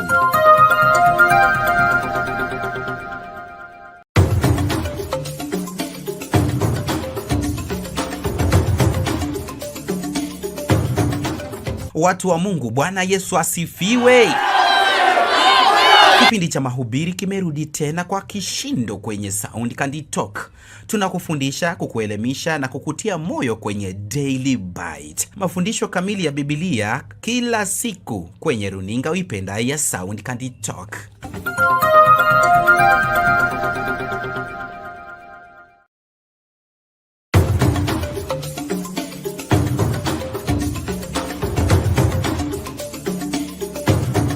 Je, una maoni, malalamishi au kauli kinzani? Tunakusikiliza kwa maana wewe unatutazama. Wasiliana nasi kwenye simu 0718454585 au andika ujumbe mfupi katika barua pepe soundcandytalk@gmail.com.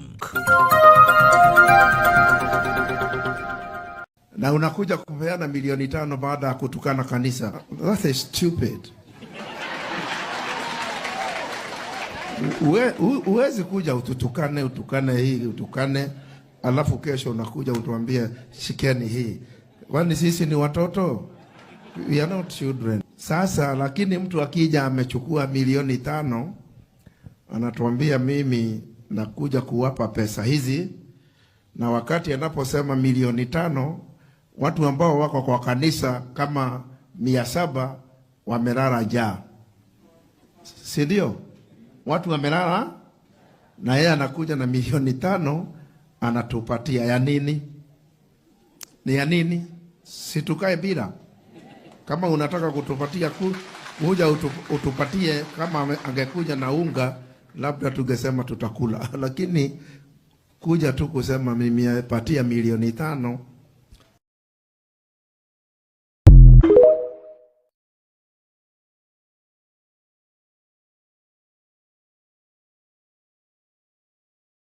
Jaji Mkuu Martha Koome amewakosoa watu fulani kwa kumshinikiza ajiuzulu katika wadhifa wake, akishutumu wakosoaji wake kuhusu vitisho na maonevu ya mtandaoni. Koome amesema juhudi hizo ni za kumlazimisha aondoke ofisini na kamwe hazitafaulu. Si banduki ng'o. Jaji Mkuu Martha Koome ametoa onyo kali kwa wale wanaojaribu kumshinikiza ajiuzulu, akisisitiza kuwa hakuna kiwango chochote cha maonevu ya mtandaoni, vitisho au udhalilishaji kitakachomfanya aondoke kazini. When I speak, I always confess that I'm a victim of cyberbullying, or is it called technologically facilitated gender-based violence. But I know the intentions. It's a business model. I don't know to achieve what. Maybe to scare me, to distract me, to defame me, and hold me out of office. But they can try something else. Katika taarifa yake, Jaji Mkuu ameeleza changamoto zinazoletwa na watu wanaojaribu kufisha uongozi wake, hasa wale walio na maslahi ya kifisadi ambayo utawala wake umeyakabili vilivyo. It is climate change. It is corruption that has eaten the fabric of our society, and we in the judiciary occupy a special role of ensuring that we protect our society from these corrupt practices. Akizungumzia ukosefu wa ushirikiano kutoka kwa vyombo vya utekelezaji wa sheria, Koome ameonyesha masikitiko kwamba ingawa mahakama huhakikisha haki inatendeka, baadhi ya wahalifu bado huepuka adabu kutokana na changamoto za mfumo wa sheria. We know we have dealt with the perpetrator and we are put him behind bar. But where we are put him behind bar, he is being trained, vocational training by the University of London to become lawyers. The other day we had 29 of them qualify as lawyers. What happened to the victim? Jaji Mkuu alikuwa akizungumza wakati wa uzinduzi wa kongamano la haki za binadamu la Kwanza jijini Nairobi. Mahakama kwa mara nyingi imeshambuliwa kushoto kulia na watetezi wa haki za kibinadamu kwa kufumba macho na kutia masikio nta wakati haki za Wakenya zinakiukwa. Hata hivyo, kwa kuzindua mkutano huu, mahakama imedhibitisha dhamira yake ya kulinda na kutetea haki za kibinadamu. Ben Kiroi, runinga ya Citizen,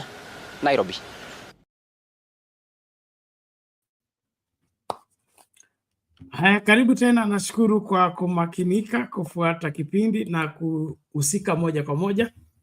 Thank you so much for always being here and ensuring that we are successful as we continue to analyze and look at our politics and how we can profit from the same or correct the wrongs thereby. Now, we had that video by that bishop talking back at William Ruto and his new attitude about rejected donations to churches.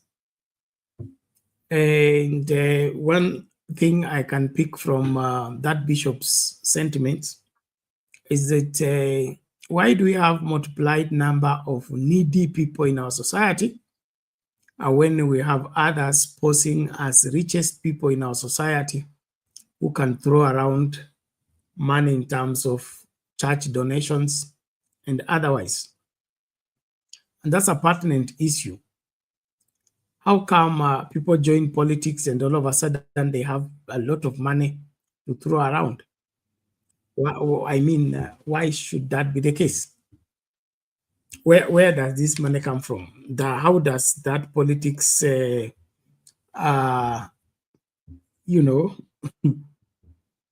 come at play? Okay, suddenly you get into office and you suddenly have money to dish around. Is our politics and corruption the same thing? Or do we call our politics the corruption? Because that's what it appears.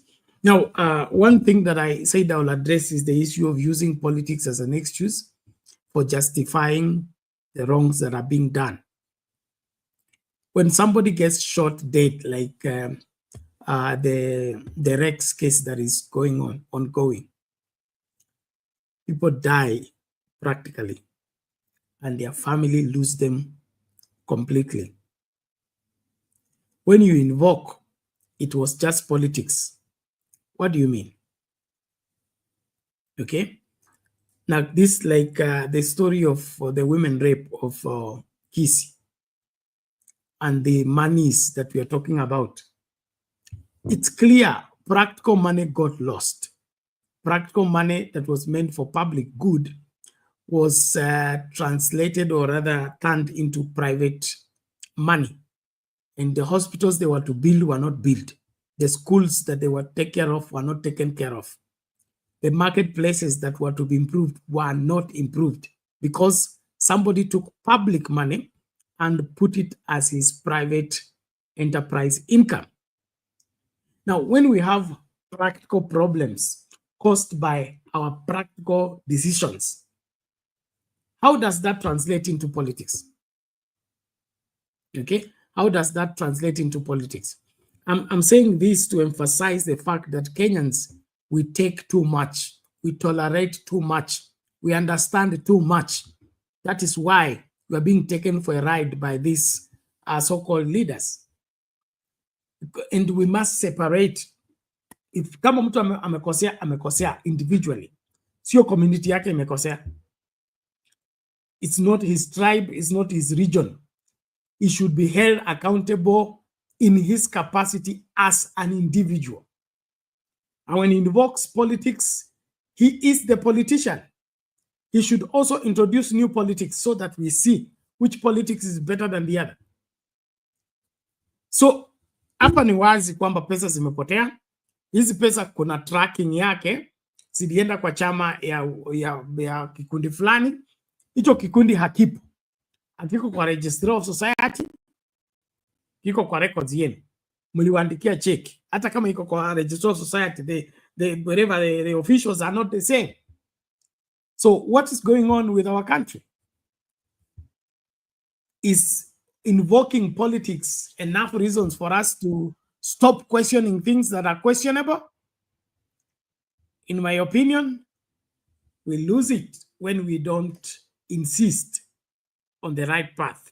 And so I really want to get us to appreciate that our quest to get our country fixed should not be dampened by anyone our quest to get Kenya functioning as a republic rightly should not be clouded by anything. We must keep insisting on the right way of doing things. And whether you're a politician or not, you're in politics or not, right is right and wrong is wrong. Calling something politics does not exonerate you from the crime you have committed, number one. Number two, the losses that we have suffered by reason of your poor decisions are living with us. Mama Rex alipoteza mwanawe, okay? Na siye peke yake, wengi kulikuwa na nini, wale watu walikufa maandamano, ilikuwa mara 3 ya Azimio. Kuna wale ambao walikufa kwa Gen Z maandamano. They die practically. They don't die imaginary. You're doing imaginary politics with practical loss of lives. Sa hao mama ambao wanakwenda Kisii kujifungua, wakijifungulia kwa vichaka, watoto wakikufa, that's a practical loss. And then questions are being raised about the money, and then you begin to say it is politics, my opponent trying to oppose me. And you want us to buy into that as a valid reason why money has disappeared from your kitty? Mwache mchezo. So kama Wakenya, wakati umefika tuanze kuuliza maswali yanayofaa na shughulikia na let's deal with these people once and for all. So any person invoking politics, please don't buy into that as an excuse. Politics should not be used as an excuse for people to be incompetent and, of course, participate into crime, and then they don't want to be held accountable. So kwangu mimi, okay, thank you. Kuna Douglas hapa anasema Pastor Bernard, 1.4 billion was not cash money paid. It was PPP to be paid in 30 years. Don't misinform people. It was PPP to be paid for. But the app was, the app is up running. The agreement is signed. And the payment are going to take place, whether it take 30 years, 40 years, 50 years. It's the Kenyan people that are going to pay that man. Okay? So it's not misinformation, it's right. And if you're paying yourself, is that now valid? Yeah, you're playing the boys' games we used to play when we went to fish in the stream.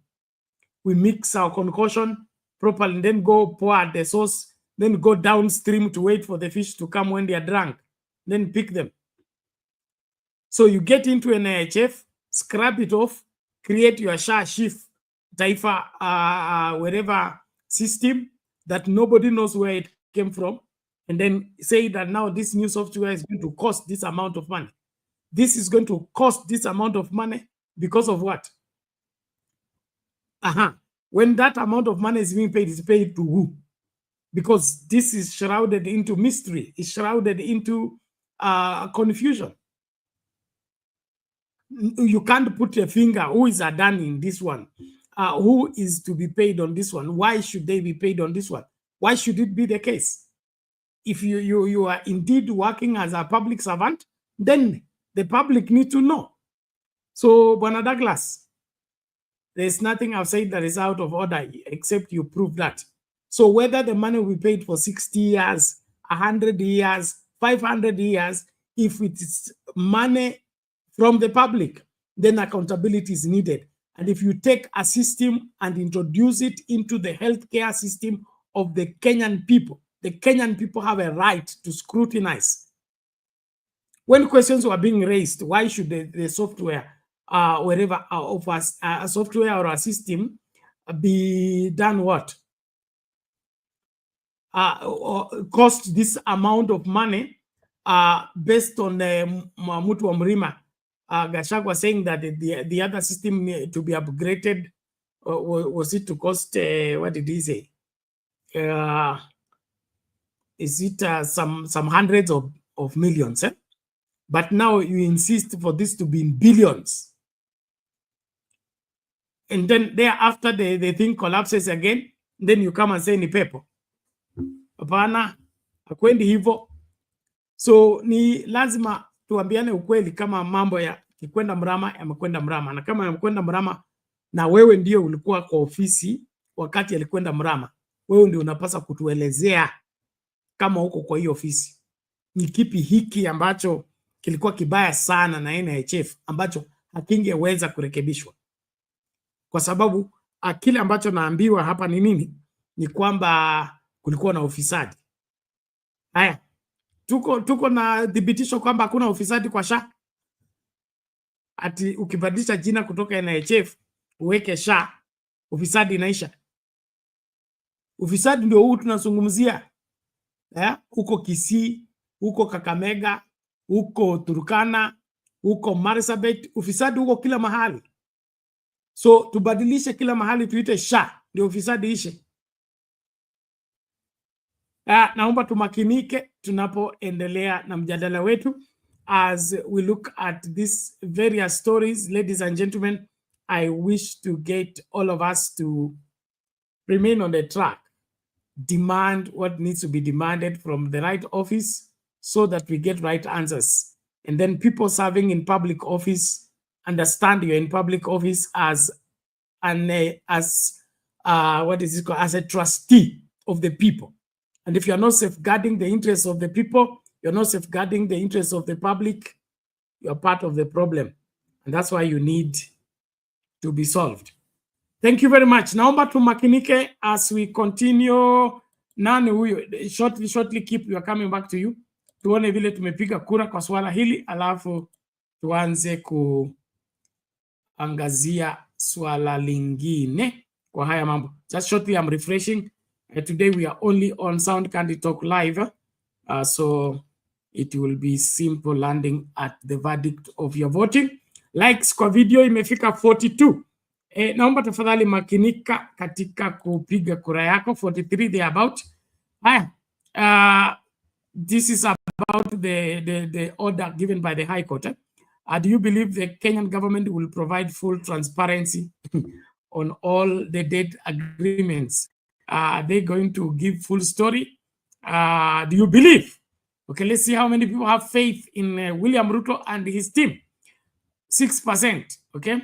6% says they will comply fully.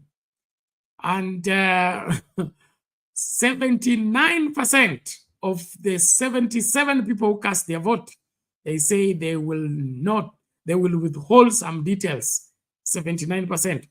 And then, of course, 14% say not sure, but hoping for transparency. This one say awako sure. So we only have 6% that still believe that William Ruto administration will give the full information about the demands by the High Court on providing details on how much debt we owe, who do we owe it to, why do we owe it, and where was it utilized when it came into the country. Interesting, pertinent questions that demand right answers. Thank you very much. Kipu hali vipi? Shauri yako.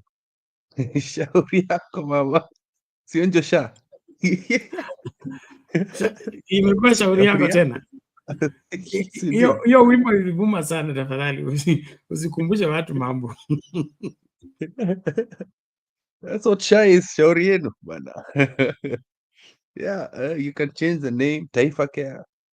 I'm not going to speak about the second half of it because it's sensitive. But Kenya tuna mambo bana. Unaona sasa tulilipa watu kuja Jamhuri Day kuhutubia jamaa aongee peke yake aseme vitu zake za uongo, speech ya ChatGPT aongee. Your speech did not make any sense. Nasikia watu wa Mrima walikataa kupata salamu. Itumbi alikuwa amepiga picha in certain way that you can see the crowd. I know I'm a bit late in the party, but that is what I saw. I saw that even the guys who are paid cannot habari zenu wa Nairobi ama alikuwa Kanairo. Kanairo ilikuwa na njaa bana. Unajua huwezi ongea ukiwa na njaa. Hata afadhali angetupatia mchele na nyama kama Gachagua. But we are high population in Nairobi, so I don't think he could feed all of us to come and cheer him on. Because I remember, Bernard, we are of the age to remember that just like the Americans, our Independence Day is quite important. They call it Turkey Day. Hiyo ni Thanksgiving. So unajua sasa tulikuwa napata kahingo, dada kukula kuku na chapati. Jamhuri Day was very important. If those people who were either born in the 70s or 80s remember that how we celebrated Jamhuri Day was very special. We enjoyed it. And now it's just become an occasion of whichever leader is there to come and lie to us. Especially Ruto. Ruto's speech was mainly about tuta. It's the usual tuta, but in English. And then big English. At least unajua ukiona Moi akiongea ama Kibaki or even Uhuru, their speeches were easy for us to understand during Jamhuri Day, and there were numbers that were tulitoka hapa tukafika hapa. Sasa tukiambiwa that ulisikia uongo ati 4 million, is it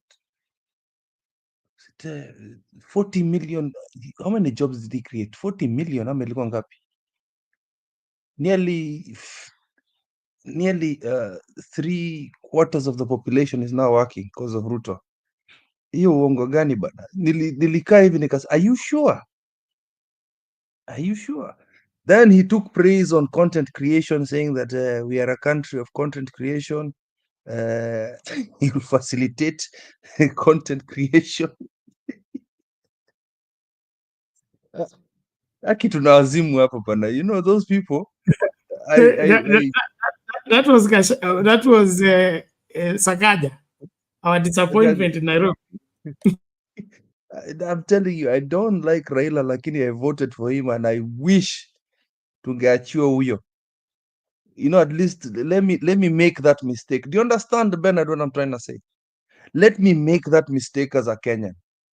I might have regretted it now, but that is okay. I made the choice. Do you understand? I made a choice. Let me be with my choice. And then now tungekuwa tunamenyana hapa vizuri sasa juu ya Raila. Hata tungekosana, but it's fine. It was a choice that I had made, but it was taken from me. You understand? Hiyo ndio shida. That is the problem that we have as Kenyans and Africans, actually, that our elections are never fair. And removing these tyrants is very difficult. I'm so jealous of South Korea. I'm so jealous of Sri Lanka. I'm jealous of Bangladesh that they managed to remove the nyang'au. Asi sembuse sisi wa Afrika, kuna hata mmoja. Wale tu ambao wametoa ni wale watu wametoka eneo za Ufaransa. Lakini sisi wenye tunaongea Kiingereza ni wajinga tu. Hatuwezi toa nyang'au. What is wrong with us? The so-called hata wana Ukristo huko, si ati ni kama ni kwa sababu ni hawana Ukristo, hata wana Ukristo wanasemanga Biblia kwa Kifaransa. So sijui shida yetu ni nini? Why can't we remove our own tyrants? Now coming to the Kenyan High Court orders, waste of time. Kama I saw a bit of your clip of hot air. If hot air is up there, Bernard, I'm sorry. This thing will drag. Hata kama tutakuwa disclosed information, it's not going to be the truth. If it was impossible to give us evidence about Gachagua, that tutatuonesha kitu gani Bernard? It's a pipe dream for them to disclose those things because these people are keeping information. Kama, okay, I give you another one. Kama ile election sisi tulipigania, we fought here with you. Kama hawezi fungua server, debt itakuwa sembuse debt. Server ifunguliwi mpaka since 2013. I know that is when we started following Raila, some of us. So sembuse debt. So I don't know what this guy, the same court that in 2013 could not open the servers, in 2017 could not open the servers. 13 walituambia ati iko Ufaransa, atuwajamuka. Sasa tutaambiwa payslip ama karatasi za nini ziko Saudi Arabia wamelala. So it is not until we get the right leader, opening those dead books is impossible. But the good thing is, Kenyans, we like such fights. I like when people are fighting like that. We don't give up. That is good. Let us try. Maybe, you never know what atatufungulia hizo bahasha. Now, expanding on that, you know that since the days of Jomo coming to Moi, then Kibaki, then Uhuru, there has always been a culture of theft. But the culture of theft is balance. I'm not trying to justify it. Explain. They used to balance out so that our people don't starve. That is why even Moi alikuwa analalamika saa zingine, anasema hakuna chakula nyumbani ama hakuna pesa, but you try as much as possible, angalau tukule unga. Umeelewa? Kitu moja akuwa anagusa ni unga. And it was the same with Uhuru Kenyatta. You know, Uhuru Kenyatta, no matter how much I hate him, you know,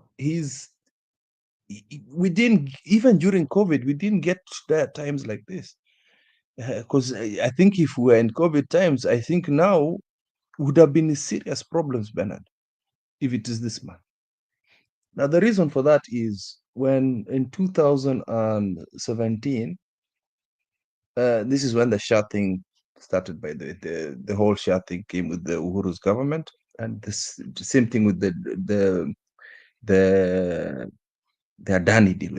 It's just a continuation from Uhuru. The deals were already signed by the Uhuru government, and it's similar to what happened with the SGR. SGR started with Kibaki.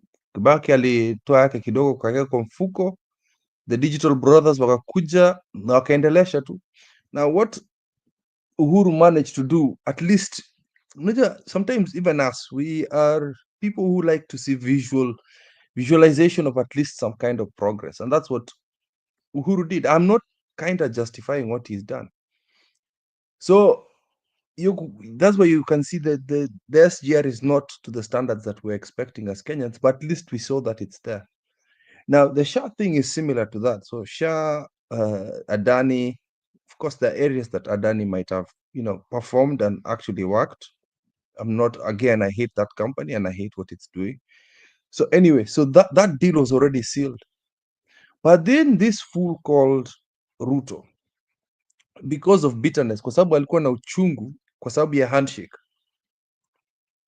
akadecide kufukuza everybody that was dealing with anything to do with the Adani or anything to deal with progression in Kenya. Hata najua housing itaanguka kwa sababu yake, because housing also started with Uhuru. So him akafukuza kila mtu. Now look at what Kibaki did. When Moi alitoka, Kibaki alichukua watu wengine wa Moi. When Kibaki alitoka, Uhuru alichukua watu wa Kibaki. And it's supposed to be like that, so that, I think Mama Salina had explained this back in the day. Ukichukua kiti, unafaa kuoneshwa mali kila kitu iko, wambie njoo hii sufuria, njoo hii sahani, jikoni iko hapa, toilet iko hapa, nini iko hapa. Then you know how the house is, then you can start running it. But unfortunately with this man, he came with vengeance. Kuna ile pesa hakukula. Let's not lie to ourselves. Uhuru is also corrupt. Kuna ile pesa hakukula na ndugu yake wa digital hapo Uhuru. Sasa yeye akakuja kumalizia. Lakini kuna kuanga na watu kwenye wanakuanga kwa serikali ambao they balance the book in such a way that at least the country can run. Hata kama mnakuanga na ufisadi, afadhali inchi Iran. This man has come and brought thugs that take everything. And when they take everything, I think we're in the same conversation a few days ago, Bernard, when we were showing the marathon. And that is actually the cheat sheet of how the government is being run. Sisi tunapatia 15,000, 11,000, 13,000. Hawa wanakuwa na machopa, they take the lion's share of everything. In Moi's time, we alikuwa nakulanga 10% of the country. We know that. But at least 90% worked for us as a nation.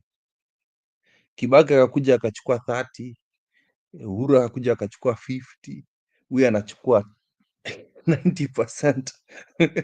And by the way, I am not approving corruption. I'm just saying how things work, and we have to talk reality. Now, what do we do next as Kenyans? What we need to do next is remove this man at any means possible. Let's go to the streets. Let's go back to the streets. Let's not be scared to say, nani ataingia. We will figure that thing out later on. Kindiki akileta kichwa, tunatoa yeye pia. Wetangula next, like that, until we get... In the UK, tumekuwa na almost, in the last 4 years, we've had almost 7 prime ministers. We've been exchanging prime ministers like Ngwe and Dan. So we can do this. We can remove this man. And we can move forward as a nation.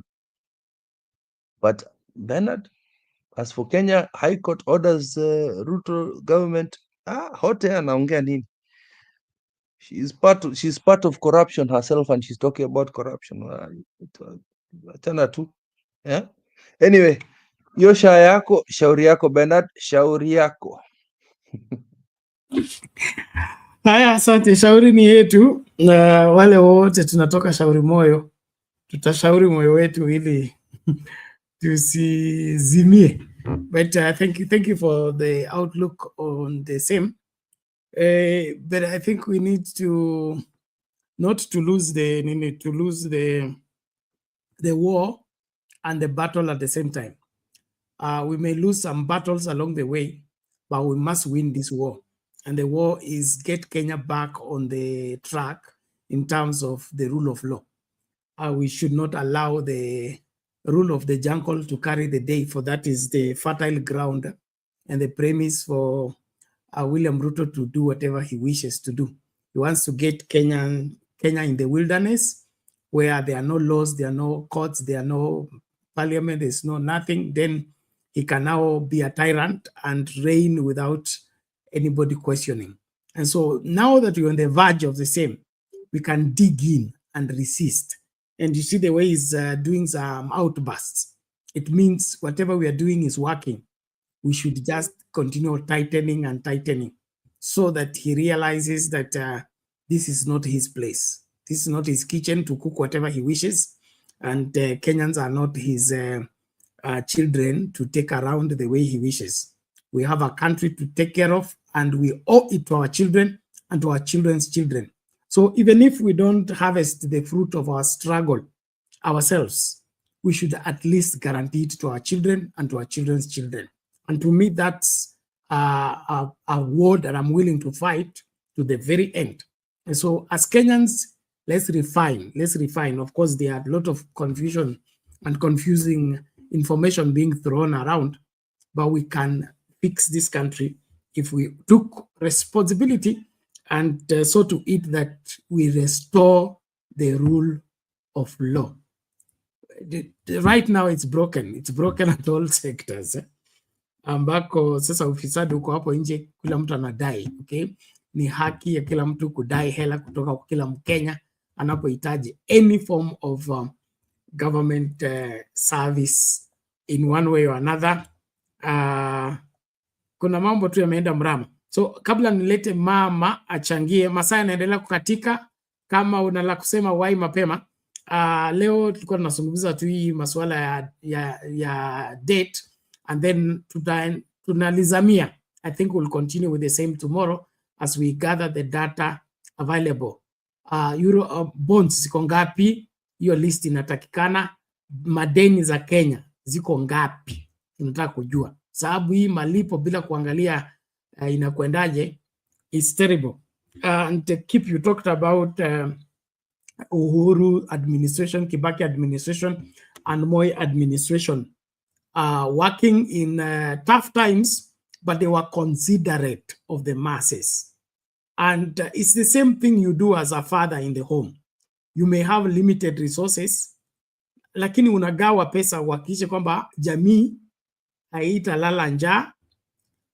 Unaenda shule una negotiate. Nilikuwa nimesema naleta 50,000, lakini nikileta 50,000 hapa nyumba nafungiwa nyumbani. Okay?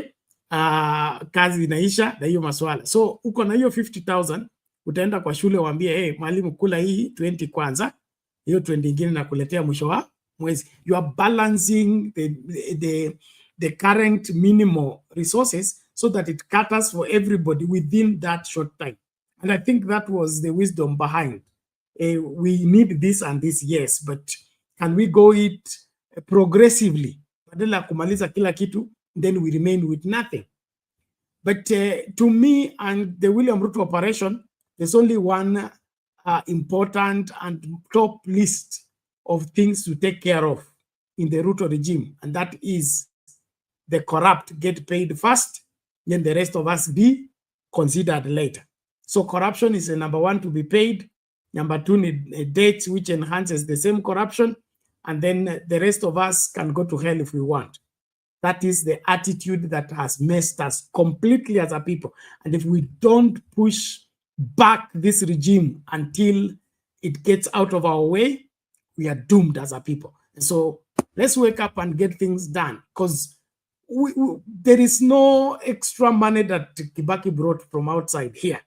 He just arranged the money within the country and ensured that everybody is productive. Akaona midomo ya kukula ikiwa mingi kuliko ile midomo inafanya kazi, kutakuwa na njaa. So kusaidia masuala ya njaa, hakikisha kwamba midomo inayokula na ile inafanya kazi inakuwa nini? Kunakuwa na balance hapo. Kwamba if we have to feed people, we will have few people to feed depending on us if everybody is working and feeding themselves. So the greatest achievement is get people to work and feed themselves, other than you giving them 5 million every Sunday and hoping that the 5 million is going to turn around the situation. Kipu ulikuwa unasemaje wewe? No, sorry for taking your train of thought. Mwenye anakula sana hata Kibaki alifukuza. Na ni ndio anajiita president sahi. Si alifukuzwa. Kwa sababu alikuwa anakula mingi kushinda wakulima. Kwanza nataka hiyo video. Nilikuwa nimeitisha hiyo video. Inapaswa kusaidia. Hebu nitafutie ile iko complete. Mama utakuja after this, Kenyans could be consuming contaminated rice after it emerged that a consignment of rice totaling 2 million kilograms, which had been declared unfit for human consumption, was diverted into the market. Documents obtained by from the Kenya Bureau of Standards shows that the rice that was imported from Pakistan in September and October had failed the aflatoxin tests, as it contained higher levels than locally permissible. And as Stephen Leto reports, despite the standards body's declaration that the rice was unfit, only a fraction was intercepted, with millions of kilograms sneaked into the market, exposing Kenyans to health risks. According to the documents, 83,200 bags of rice were imported from Pakistan in South Asia by Gamma Food Traders Limited and shipped through the Indian Ocean to the port of Mombasa. The first consignment was released from Pakistan on 29 September this year, and the second consignment was released from Karachi in Pakistan on Mashujaa Day this year. When the rice docked in Mombasa, a total of 2,080 tons of rice were released from Kilindini to Nairobi. According to records, this rice consignment was released from the port without certificates of conformity at the point of entry.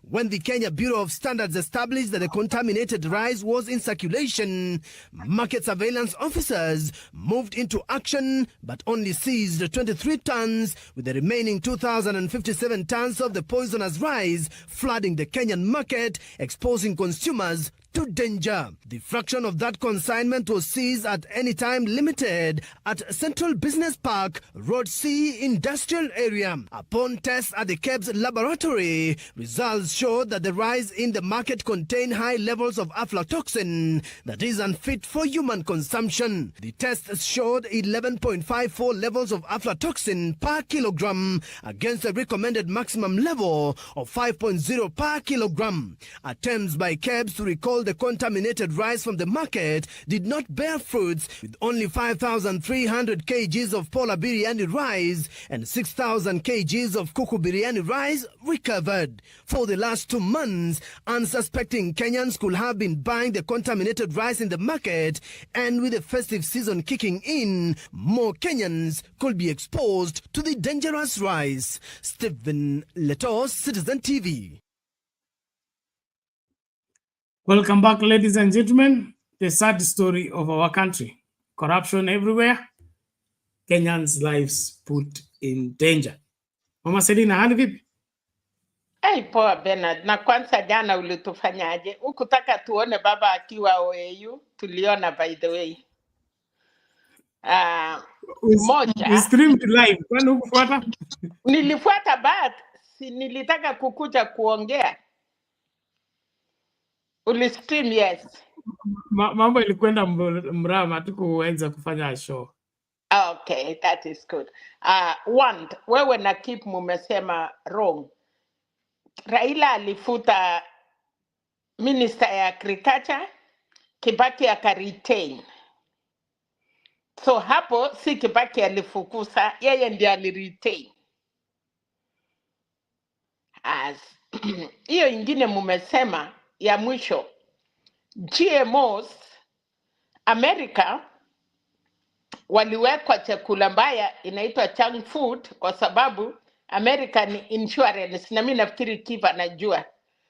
Mtoto ukizaa unaanzia insurance, unaanzia kupatia dawa.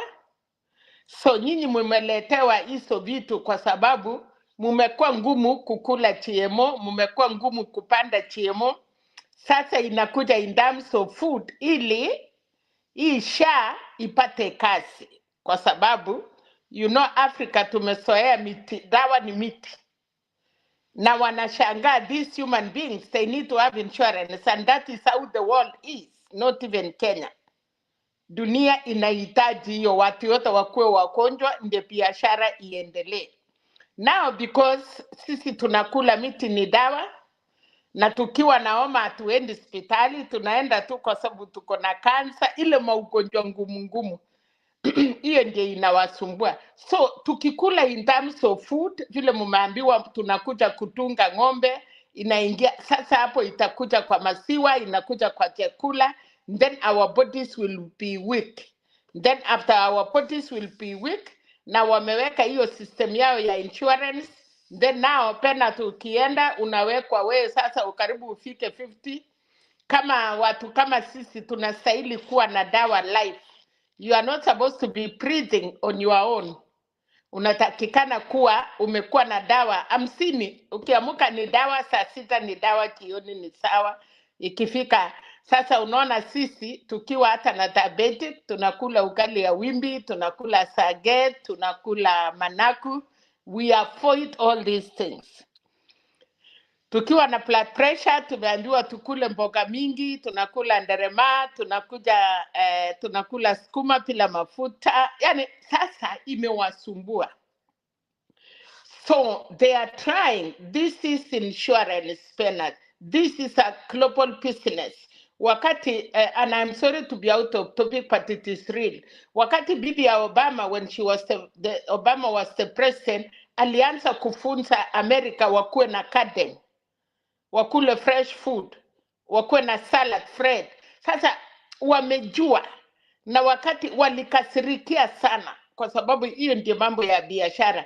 Everybody anatoka Africa. That is why we are trying to eat our own food. Hata eri imetoka Africa, ama imetoka Asia, ama imetoka wapi, lakini hata eri tukule hiyo badala ya hii GMOs. So what they are trying to do is the insurance, wanapatia serikali pesa na kupambasa. So a lot of people in our country watu wengi hawako kwa mambo ya health care. Tunategemea nurses, tulikuwa na nutritionists lakini siku hizi hakuna. So hapa hivi ni karibu kila mtu ako kwa hiyo field. So tunakuwa tumejua mambo mingi sana. Tumejisuia na inawasumbua hata wale watu wako nchi hii na wanatoka nje. Inakuwa ni ngumu sana upate wamepata hiyo trap. Kuna fast food. Sasa inastahili nyinyi msipige mko inaitwa nini? McDonald's, sijui mnaita nini?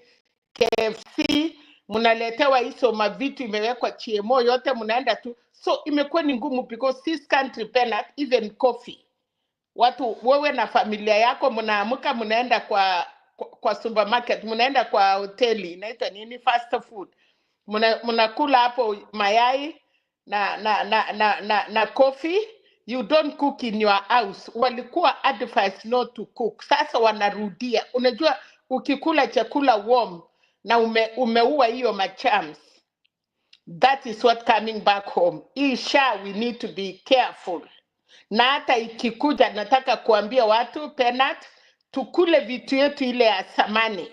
We ignore these ones. Na dawa ya kienyeji tuchemushie watoto yetu.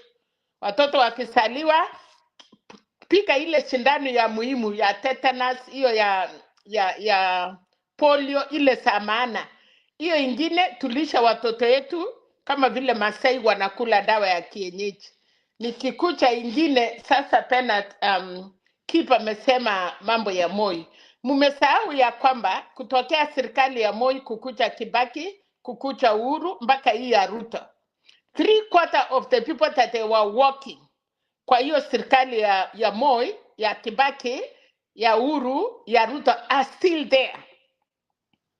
Wale crooks, wale unajua kuna president unaingia, lakini wale wakora, wale unajua unaingia serikali penat na unapata wale watu wako huko ndani wanajua kila kitu. They can support you anytime. Sasa hawa ndio inasemekana wanapatilisha serikali, wanarotate, wanaweka president, wana control. Hata huku kwetu Kipa najua kuna jamii wale matajiri wana control serikali. So si tunaona ile makosa ilipatikana. Serikali ya Kibaki nasikia watu wanaimba sana ili succeed. Who are those people there? They were the Matakaruas, they were the Nyanyongs, they were the Railas. Wale ni wale watu walikuwa watu ya opposition, wale walikuwa wataki corruption, wale hata walikuwa wafanyi campaign na pesa. Lakini Kibaki alikuja kupepa. Alipepa hiyo China, hiyo government. Wesi sikia mtu, Raila alikuwa prime minister in that government. But you cannot hear anybody talking about it. Ikakuja serikali ya Uhuru. Wale watu yote Kipa anasema wali retain. If you sahi, wale watu yote Ruto kwa sababu yeye amekuwa kwa hiyo serikali almost 30 years. Amekuwa wakati ya Moi akiwa assistant minister, kuna wakati alikuwa MP. Kabla ya hiyo kuna wakati alikuwa YK, amejua that system. And there are those people penat. Kuna hiyo watu wanatingisa serikali. Hata ile tunalete malaika we are bringing. Wako charges ile tuko naye, kuna watu wako over 70 years penat. Kuna wafanyikazi kwa serikali wako over 55 mpaka kuna watu wanafika karibu 70 na wajaretire. So the young people, the few, wale wanaingia, wanatekwa, wanawachiwa kufanya corruption. Sasa wanaingia pale, wanataka kukua na nini, wanakuwa na tamaa, wanataka nunua nyumba Nairobi. They also get in trouble. Wanachikuta wawezi toka kwa hiyo corruption. This corruption is not the Ruto government alone. Ni vile tu ilikuja, hakuna ile watu, unajua zamani Muhindi anasema ukule 10 wacha 80. Itafunika. Sasa hii yetu 80 ni corruption, 20 ingekuwa ukweli. Even these people unasikia wanakimbia. Now remember, kuna few members of parliament, Salasha, I'm sorry tutacha yeye. Kuna hii vijana wengi kina Ndindi Nyoro, kuna kina Ichungwa, kuna wengi hata Rift Valley, hata everywhere in the country. Can you go back and see those new members of parliament? Uniambie Ichungwa kwa miaka 10 ama 5. How can he have an helicopter? Atachunga hiyo serikali kiasi gani? Kuna MP alichaguliwa, ilikuwa Meru, ule alikuwa na baskeli akichaguliwa. Before 5 years ending, kijana hata hakukuwa ameoa na alikuwa billionaire. So can we start from there? What member of parliament, either in opposition, either in the government. So these people, wakati anawachiwa serikali penat, anakula yake. Mogurmen, wherever, I don't know how to pronounce. Sijui kwa nini sijuangi kusema jina ya Mogurmen. Ona vile amekuja. Ona the suities.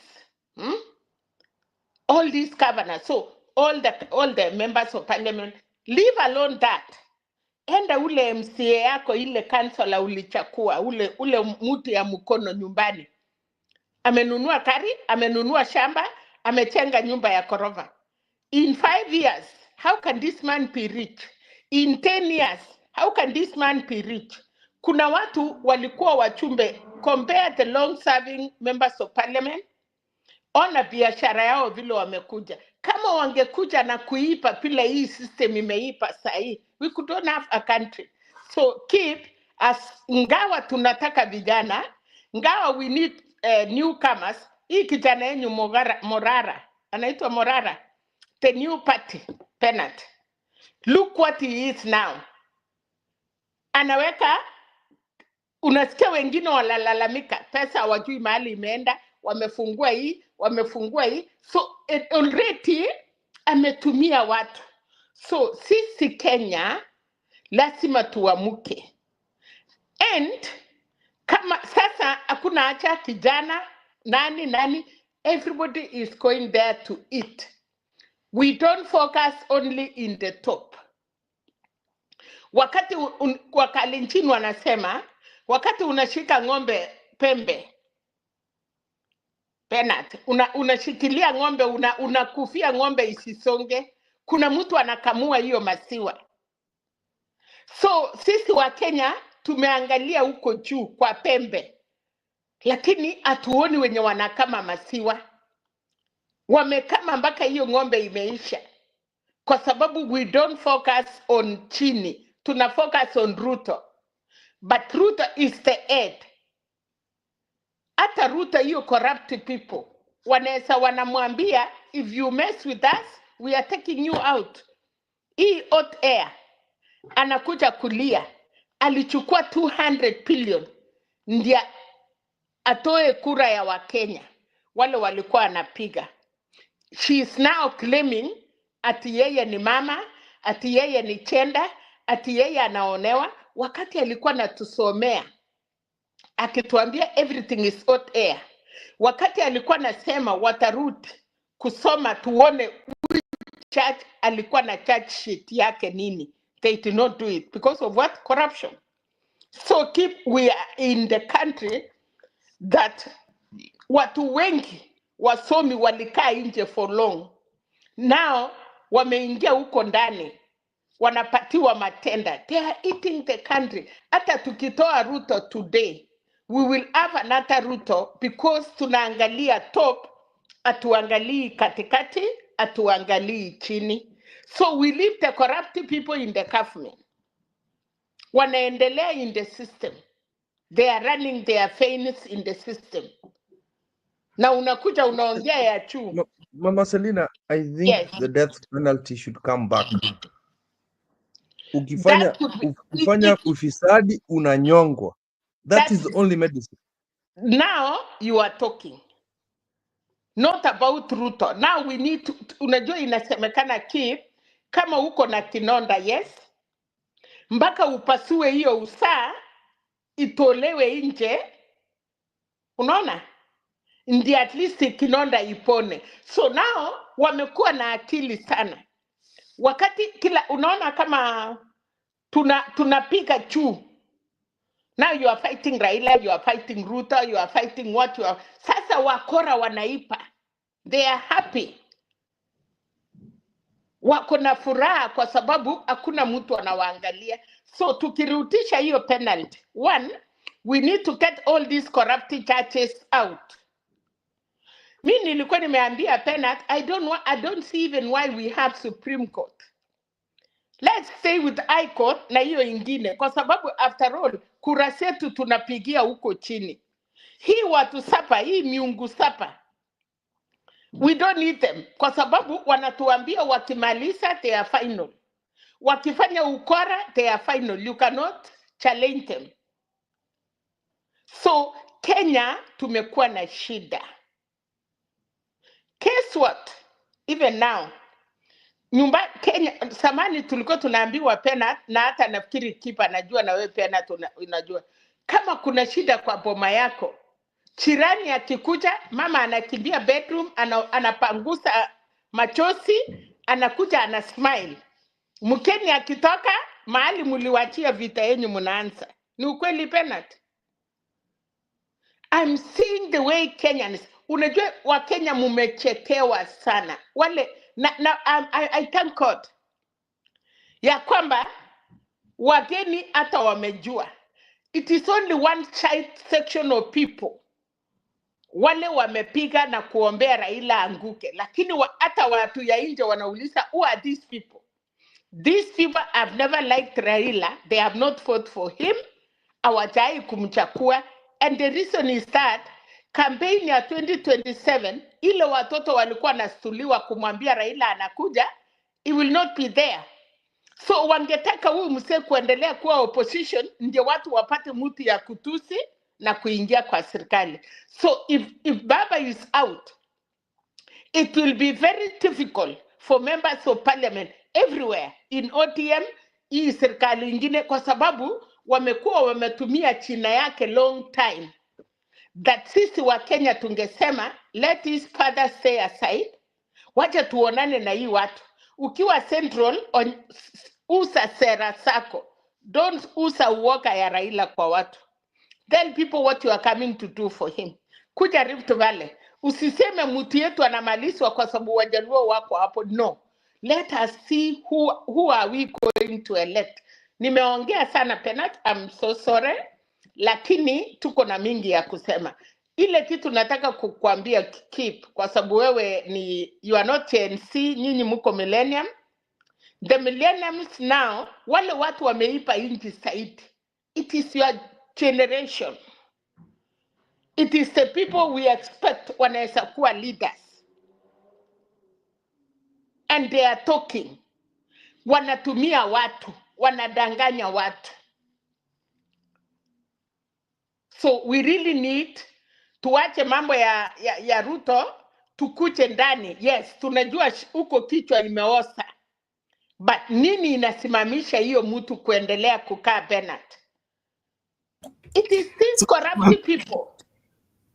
Now mami, nimekusikia vizuri, nashukuru, lakini niko na swali wewe.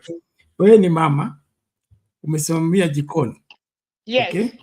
Yes. Alafu mimi nimenunua kilo 20 ya sukari.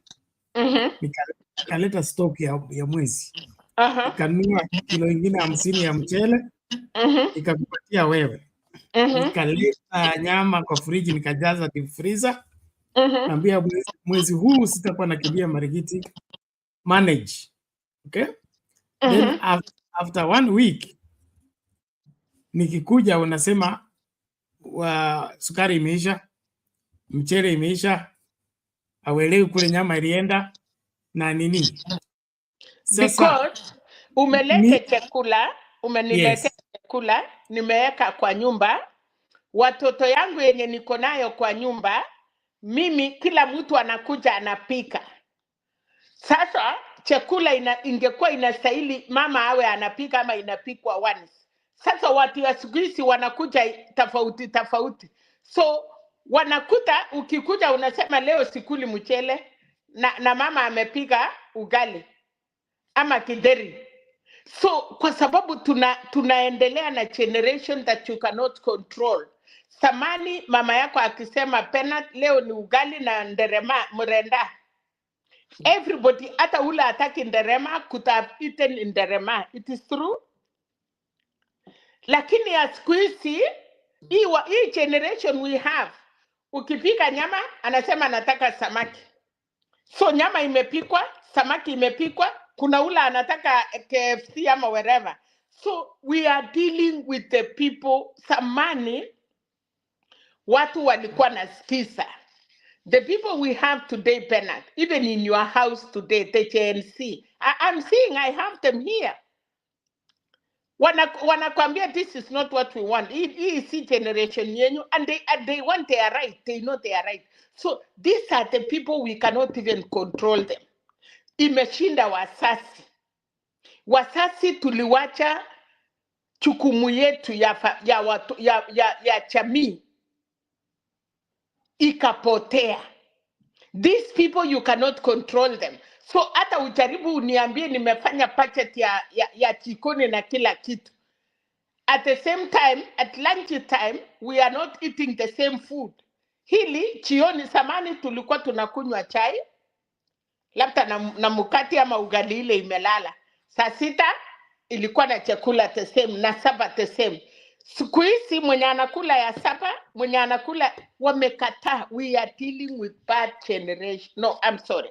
They will fight me. We are dealing with generation wanasema wamesoma. Na ruti ile ya ya Kindube ama msimamo ya kwamba tunatil na watu wanataka vitu faster. Saa hii wanajua mpaka wash. Can you imagine? Penat. Ati mimi mtu mwenye niko Amerikani, unaweza pata mtu anakwambia hebu nipatie hiyo kati yako. Wanaipa. Sasa what are you talking about? These people wanaipia watu ya huku. Na wako Afrika. Na wana withdraw money. Penat. Na hiyo mambo ilianzia China huko mahali wakafika China wakaenda huko hiyo that Asian country. It is now top in Africa. We are dealing with a generation yenye iko ngumu sana. Hata kanisa, wacha Ruto, wacha government, only church. Your church penat, hiyo kidogo. How to, you are handling people that hata we mwenyewe unanyenyekea kwa sababu wanasema vitu vingine mpaka unasikia they don't care. That is where we are. Sasa mama, mimi nimepata picha yako na unasema kizazi ndio kiko complicated. Yes. Lakini wakati hayo mambo yanafanyika na wewe ndio unapaswa kucontrol kitchen. Hawa watu tuondoe lawama kwako tuweke kwa hawa watu? No. Kama hawa watu wamekushinda. Okay. That is what I'm saying. Penat. Uhuru alienda kwa TV. Akawaambia mnataka nifanye nini? That is Uhuru. Leave alone Ruto. Alisema nimeshindwa, what do I do? And he was open. Ruto sasa unasikia anajaribu kutisha. He will not do nothing na kutisha. Huwezi tisha. Hii ni generation huwezi tisha. And these are the people, they don't care about the country. Okay, Mami. But I think, sorry, my camera has just gone off. I'll sort that out. I'm sure you can hear me. Now, what I'm saying is, there are drastic measures that can be taken to ensure that the control of expenditure is done in such a way that we safeguard the public good. Like now, wewe kama ndio unasimamia kitchen, na hiyo kitchen inalisha familia mzima, na kuna watu 2 watatu ambao hawataki kula ile chakula umepikia familia, wanataka kujipikia wenyewe. So kuna control measures. 1, kama unataka kujipikia kwa hii kitchen, nunua chakula yako. ama ukule ile ambayo imepikwa. Secondly, kifunguo ya fridge na kifunguo ya store. Mama yangu alikuwa anafungia kwa ile swap. Akienda soko iko hapa. Mkitaka sukari atafungua atoe ya hiyo siku afunge, anafungia. So I'm saying that in a situation that cannot be controlled, there are still other ways you can use without fighting and get the work done. What we are experiencing ni kama watu wamepewa, kila mtu amepewa copy ya ufunguo ya store, kila mtu amepewa kifunguo ya safe, na kuna mtu anasimamia chochote. So mtu anaingianga anachukua kila anataka anaenda. Ile ya traffic akipewa asubuhi kasi anaambiwa 20 ni yako, sijui ngapi ni ya OCS, ngapi ni ya OCBD, ngapi ni ya PPO. Is it true?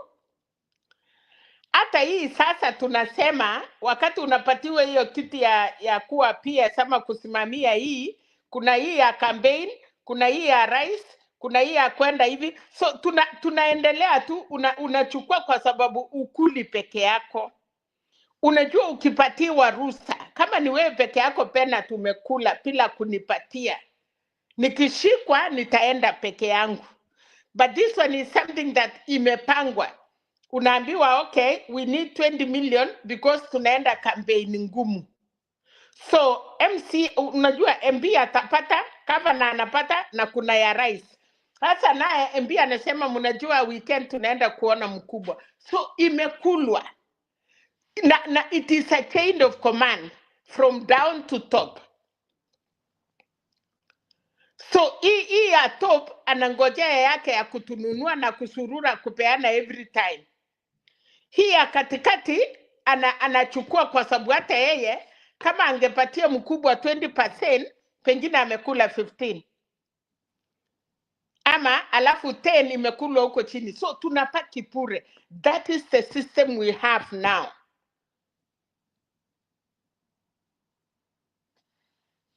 Okay. Thank you, Mama. But now that is the wrong situation that needs to be corrected. We should not accept it and tuseme kwa sababu ni wametushinda tuache tu. Najua no, we don't atuachi Penat, atuachi. Yes. We are not living it. Ile kitu tunasema tungangane vile ulisema vizuri, ulistart vizuri. We cannot surrender. We fight. Ninaona hii December hii Catholic Church, okay? Wameanza nasema for example now. Niliona sasa chondoni ile ya Wanandi ya samani. Unaona? Watu wameanza kusema tulipotelea wapi Penat? Where did we go wrong? Wakasema wacha turudishe ile, tukue kanisa lakini tukue na utamaduni yetu ile ya samani. Ya kwamba vijana walikuwa wakienda wanafunzwa, kuna hii ufanye hii, uwezi pita wase, uwezi fanya hii, uwezi fanya hii. So kuna generation watoto yao sijui ni rika gani hiyo wamesema we stop. So nikaona wamekuja ni model, lakini wamerudi wamesema tumepotea tulikuja chukua system ya watu wengine. I know now about Catholic, but I don't know how Pentecostal na kanisa yako Penat, kwa sababu Catholic kuna mambo mingi wanafuata, wanashikananga na utamaduni.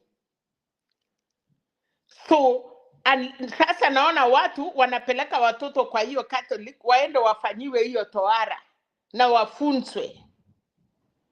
People, sasa we need to go back. Tulipotelea wapi? How did corruption get us? Tukienda kama vile hiyo watu sasa wameanza Penat ya kwamba December watoto wanaenda na tunafuata ile mambo yote ya generation ile ya samani, kama vile tunarudi ile mambo yetu, hata hiyo ya kufaa ngozi. Unaona kama hiyo ya pukusu. Sasa samani walikuwa wameanza kupatia watoto vijana shuka na kufungia kwa nyumba. So wanasema no, wanafaa hiyo ngozi, wanaenda msituni, wanaishi huko 1 month wakifunzwa Bible, wanafunzwa mtu mzima, alafu akitoka chondoni hata kuja kimbia chikoni kukaa na wamama na kung'ang'ana masufuria. Now these are the people wanaambiwa kuna kitabu, kuna kusoma, kuna kukuja hapa, kuna we need to take our country back. Kwa mambo mingi sana nikisema tukianzia hii watoto sasa wakuja wakijua dhambi, kuipa ni mbaya, tengeneza your country.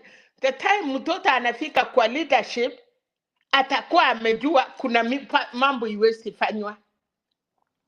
Na unasikia kuna vijana sasa anauliza baba, how did you get this? Akikuja anasema, hey, nimekuletea gari, sijui wanasema, daddy, where did you get the money? What business did you do?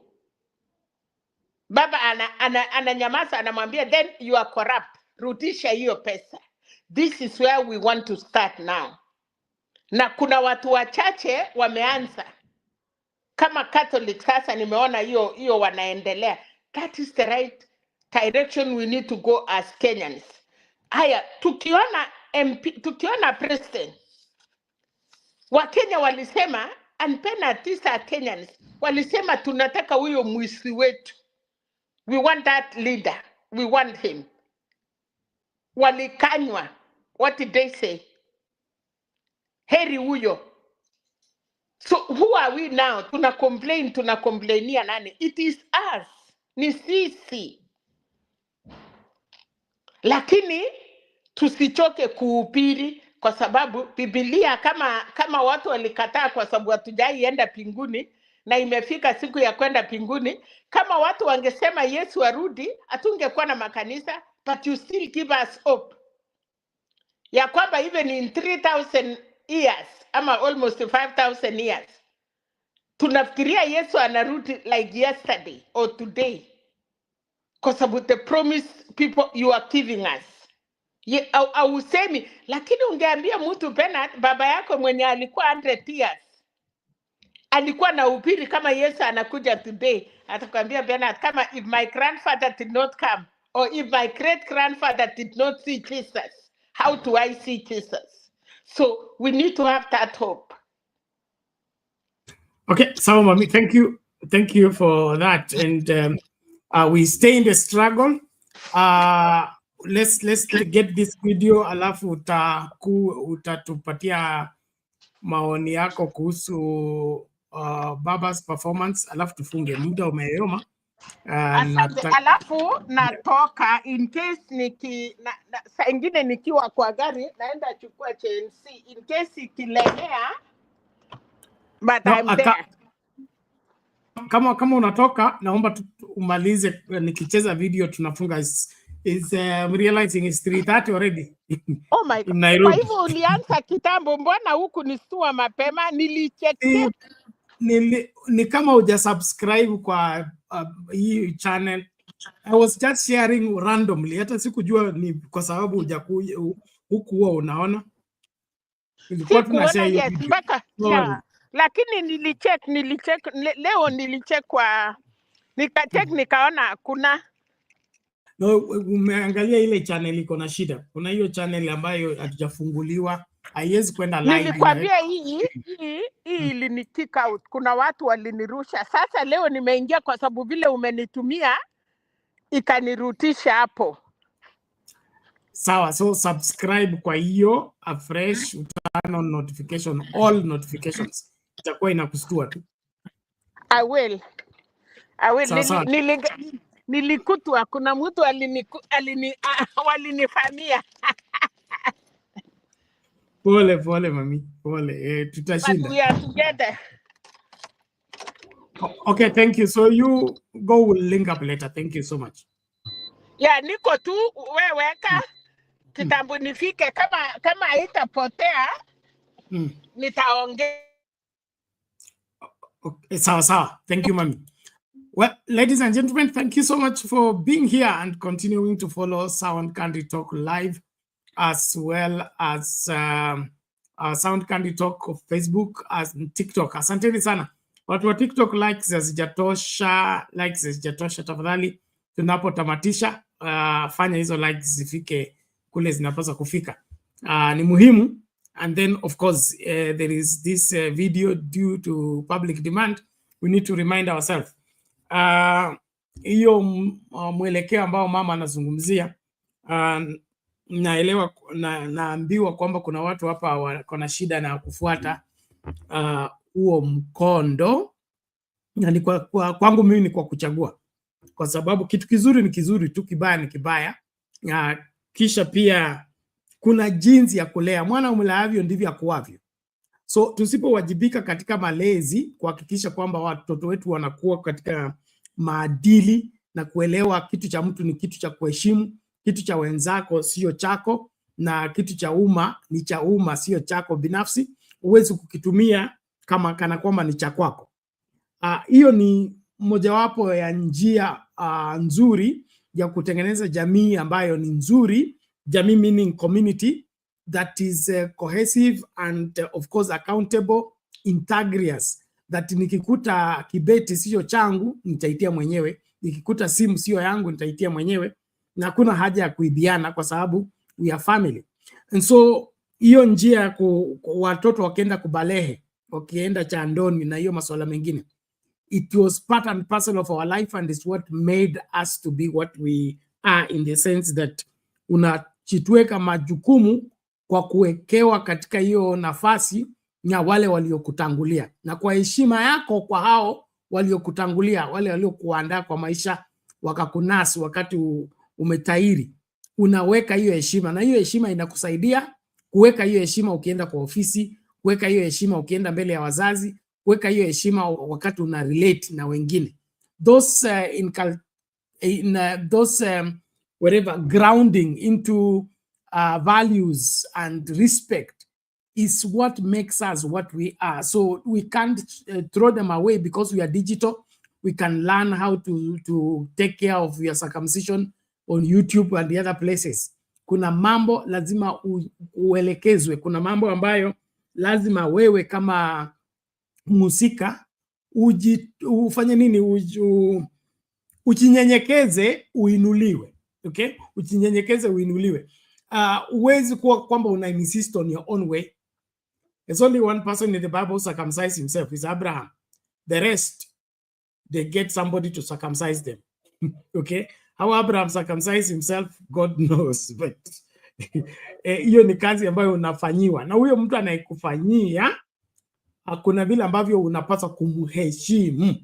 Na hiyo heshima ndio inakusaidia katika maisha. So kama dini zimeanza kutumia hiyo njia mbadala ya kufundisha watu, that one I uphold it. Then of course I support it, and we should now multiply that in everywhere. Na niliona pia watu wa SDA pia wameanza kuweka vijana pamoja, wanaenda jandoni as a group, and then the other places. Let us make maximum use of those opportunities to raise our children right. And then of course nyumbani pia usitelekeze majukumu yako, kuwa na nafasi na watoto wako, waelekeze, waelewe kwamba ufisadi ulipi, hata ukikupatia leo utakunyang'anya kesho.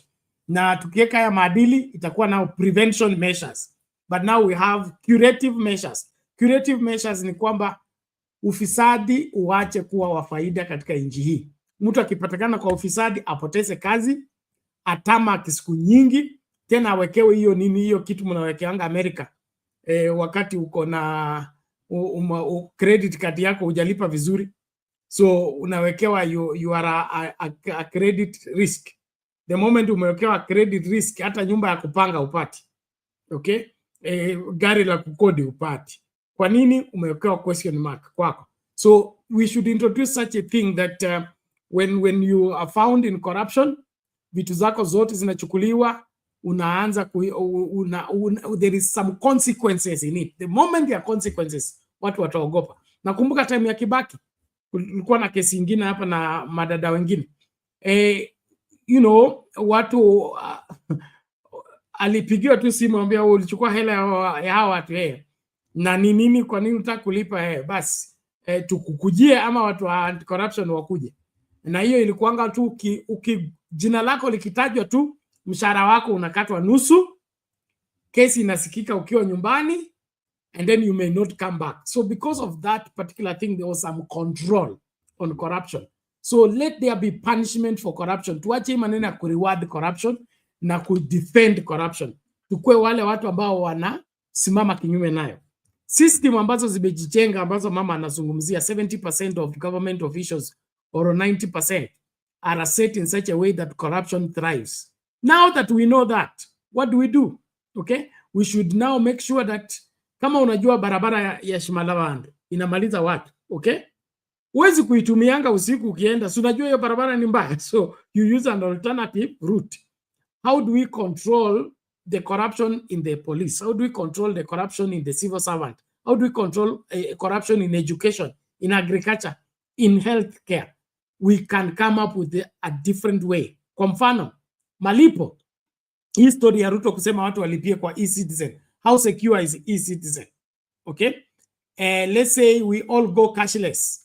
Cashless inamaanisha hakuna cash money transfer, I mean cash, kulipa cash, because it calls what? Corruption. Like sasa kwa sekta ya matatu. So kama kila mtu analipa na M-Pesa, anapewa change na M-Pesa, conductor hana pesa, card. Polisi atachukua gani? Atakuwa anapeana M-Pesa namba yake atumiwe. Na akitumiwa, so tutakuwa able to track. Hii pesa inaingianga 50 bob, 50 bob, 50 bob. Unauzanga nini 50 bob kila asubuhi? Okay? So we can always come up with a way to make these things work other than surrender na kusema it is so entrenched into the society. We can fix this country. This country can be corrected and made viable.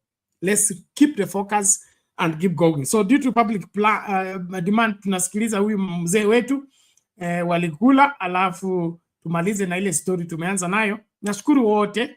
We almost 4 a.m., 27 minutes to 4 a.m. East African time.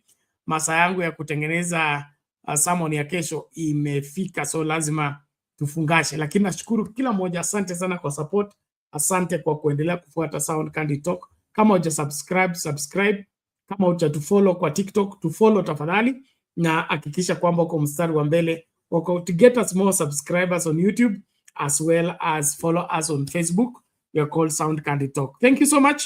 Let's listen to this mzee, alafu turudi kotini tukimaliza. Asante. The sweeper to the MD, to the minister. Iligulwa. Waligula. Waligula. Hey. Waligula mazito. Haki ya Mungu. Haya. Akabea ye minister. Baba akaona anamaliza huku. Akasweep. Sijui zeli gosi aliingizwa. Akaenda higher education. Baada ya kuunga baba 2013 aliona ya kwamba hawezi kamuleka, katoroka bahala.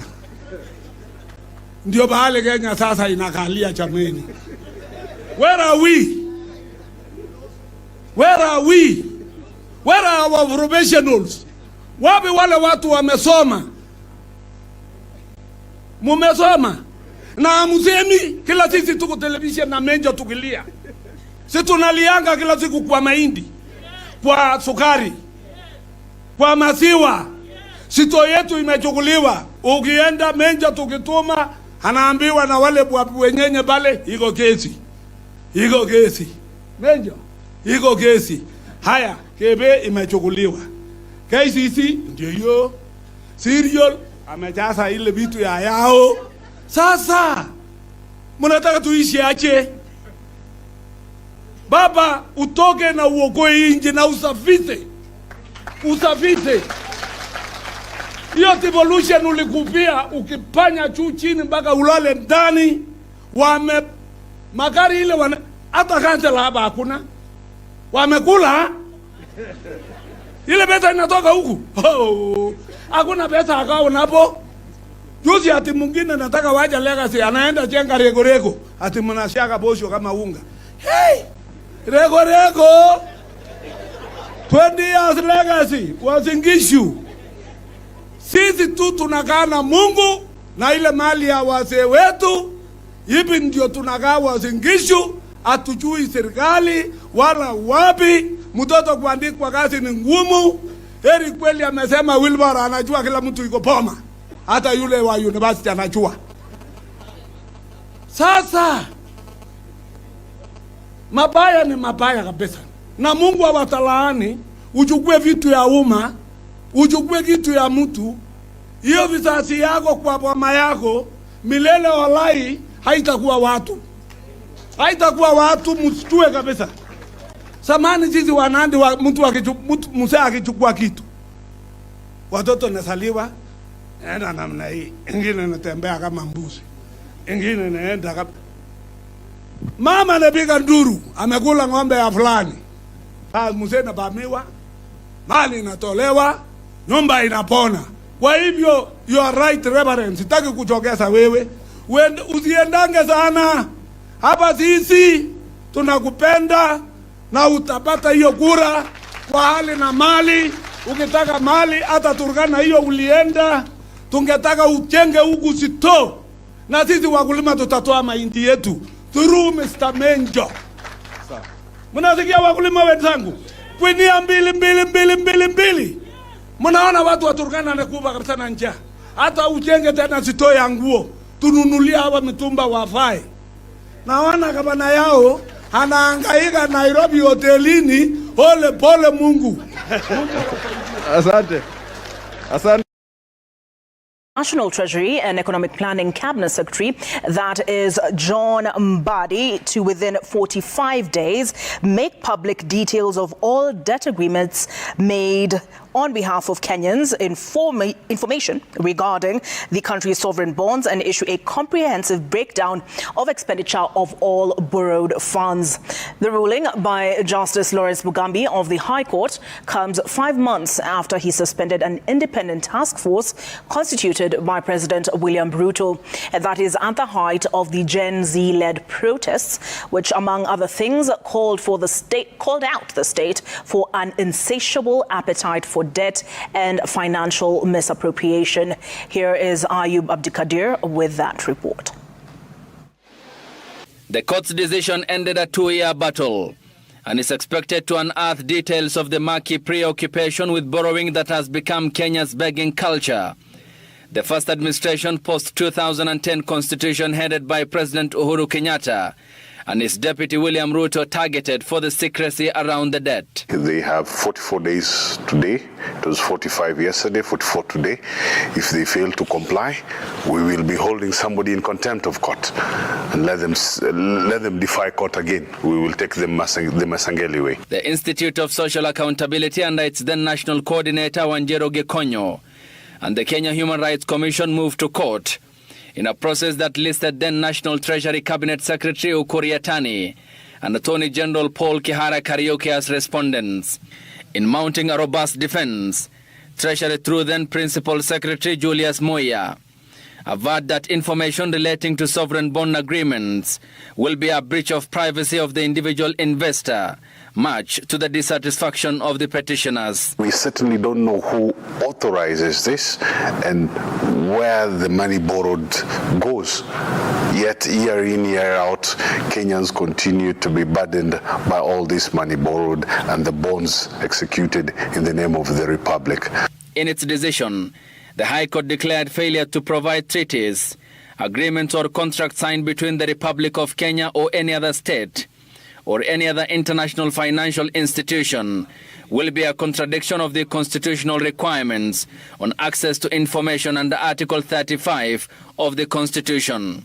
Justice Lawrence Mugambi also ruled that failure to provide information relating to sovereign bonds floated for and on behalf of Kenya in the past 9 years by the executive will be infringement on the principle of openness and financial accountability in matters of public finance.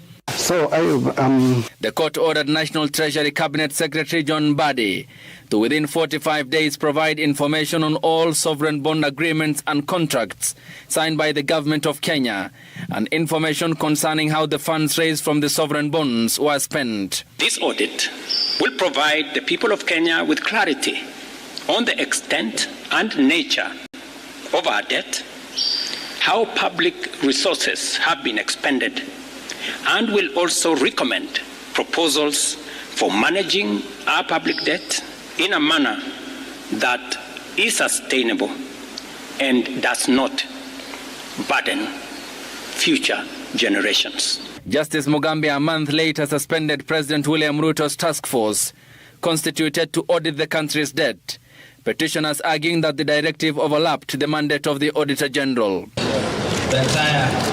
According to data from the Central Bank, Kenya's debt grew from 1.8 trillion in 2013 to 10.6 trillion in June 2024.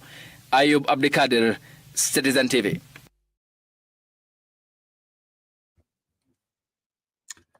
Mambo ni kama hayo. Uamuzi wa koti kwamba hiyo masuala ya sisi kulipa deni tuelewe ilitoka wapi likaenda wapi likome. Now, on this note, I begin to call it a day. A complaint by William Ruto here about the cartoonist who has put him under pressure. Hii nimetumiwa na Tuni, so nawacha ni report tu vizuri, sio mimi. But it's interesting. Here is William Ruto says there are some idle people who are misusing social media. How can a normal person take his or her time creating some demonic things, cartoons, and decorate them, referring me, and then call them a demonic spirit that was sent from Satan, from Saturn planet, to come and steal and destroy and kill. I am your father. I can curse you. Ruto. Haya, huyo ni Ruto akipeana onyo hapo, anasema yule mtu anachora hiyo katuni unaiona hapo, anasema ni baba yake, inamaanisha huyo ni mwana wa Ruto. Alafu anasema atamlaani. Sijui unaonaje hayo, lakini kwangu mimi hapa ni kubaya. So pressure iendelee kuwekwa, Kenya lazima ipone, lakini tusimame imara kutetea haki ya kila Mkenya. A Kenya that will work, a Kenya I know that will definitely work, is a Kenya for all Kenyans, not a Kenya of the few at the expense of everyone else. I really want to appreciate all of you for staying and following Sound Candid Talk, Open Forum Political Show specifically. Please, let's keep at it. Let's remain within the framework of the focus required. We must get rid of the Ruto administration and bring in an administration that can work. Options are around, but I want us to go beyond personalities. I want us to go beyond even party affiliation. Let's decide the leadership of Kenya as what Kenya deserves. Not a political party, not a region, not a community, not a clan, not a tribe. What Kenya deserves right now.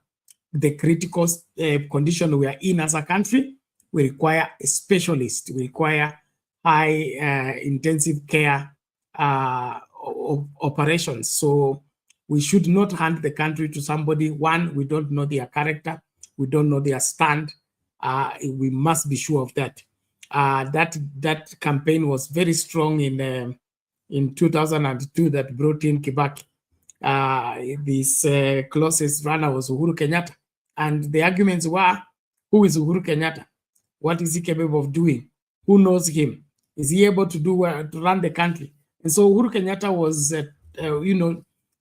defeated in the elections on the premise that he was a greenhorn.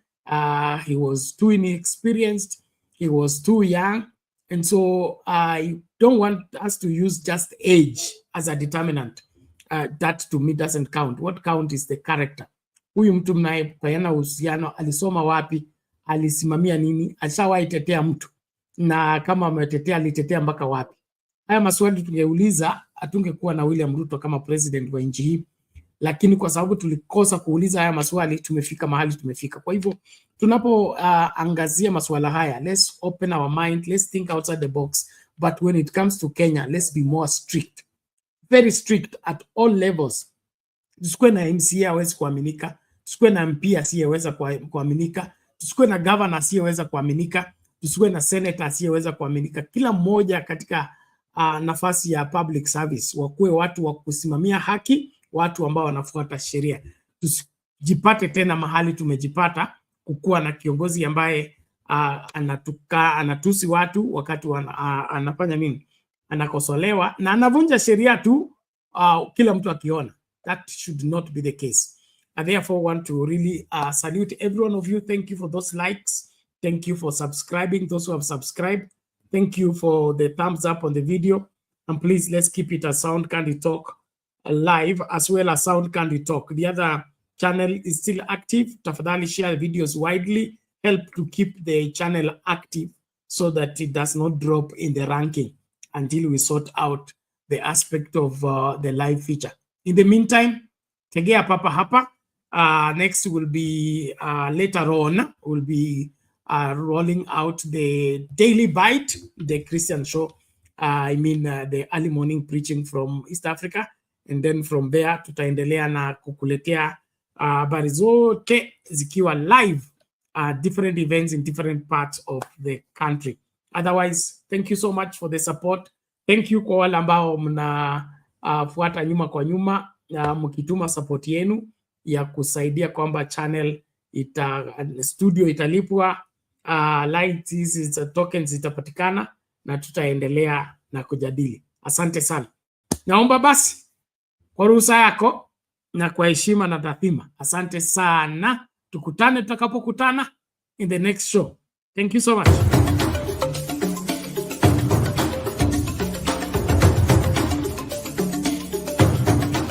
Watu wa Mungu, Bwana Yesu asifiwe. Kipindi cha mahubiri kimerudi tena kwa kishindo kwenye Sound Candy Talk. Tunakufundisha, kukuelimisha na kukutia moyo kwenye Daily Bite. Mafundisho kamili ya Biblia kila siku kwenye runinga uipenda ya Sound Candy Talk.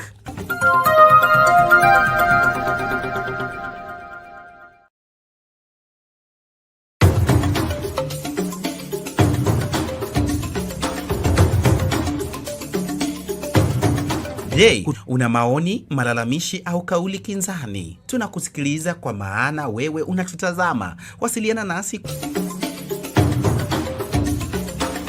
kwenye simu 0718454585 au andika ujumbe mfupi katika barua pepe soundcandytalk@gmail.com.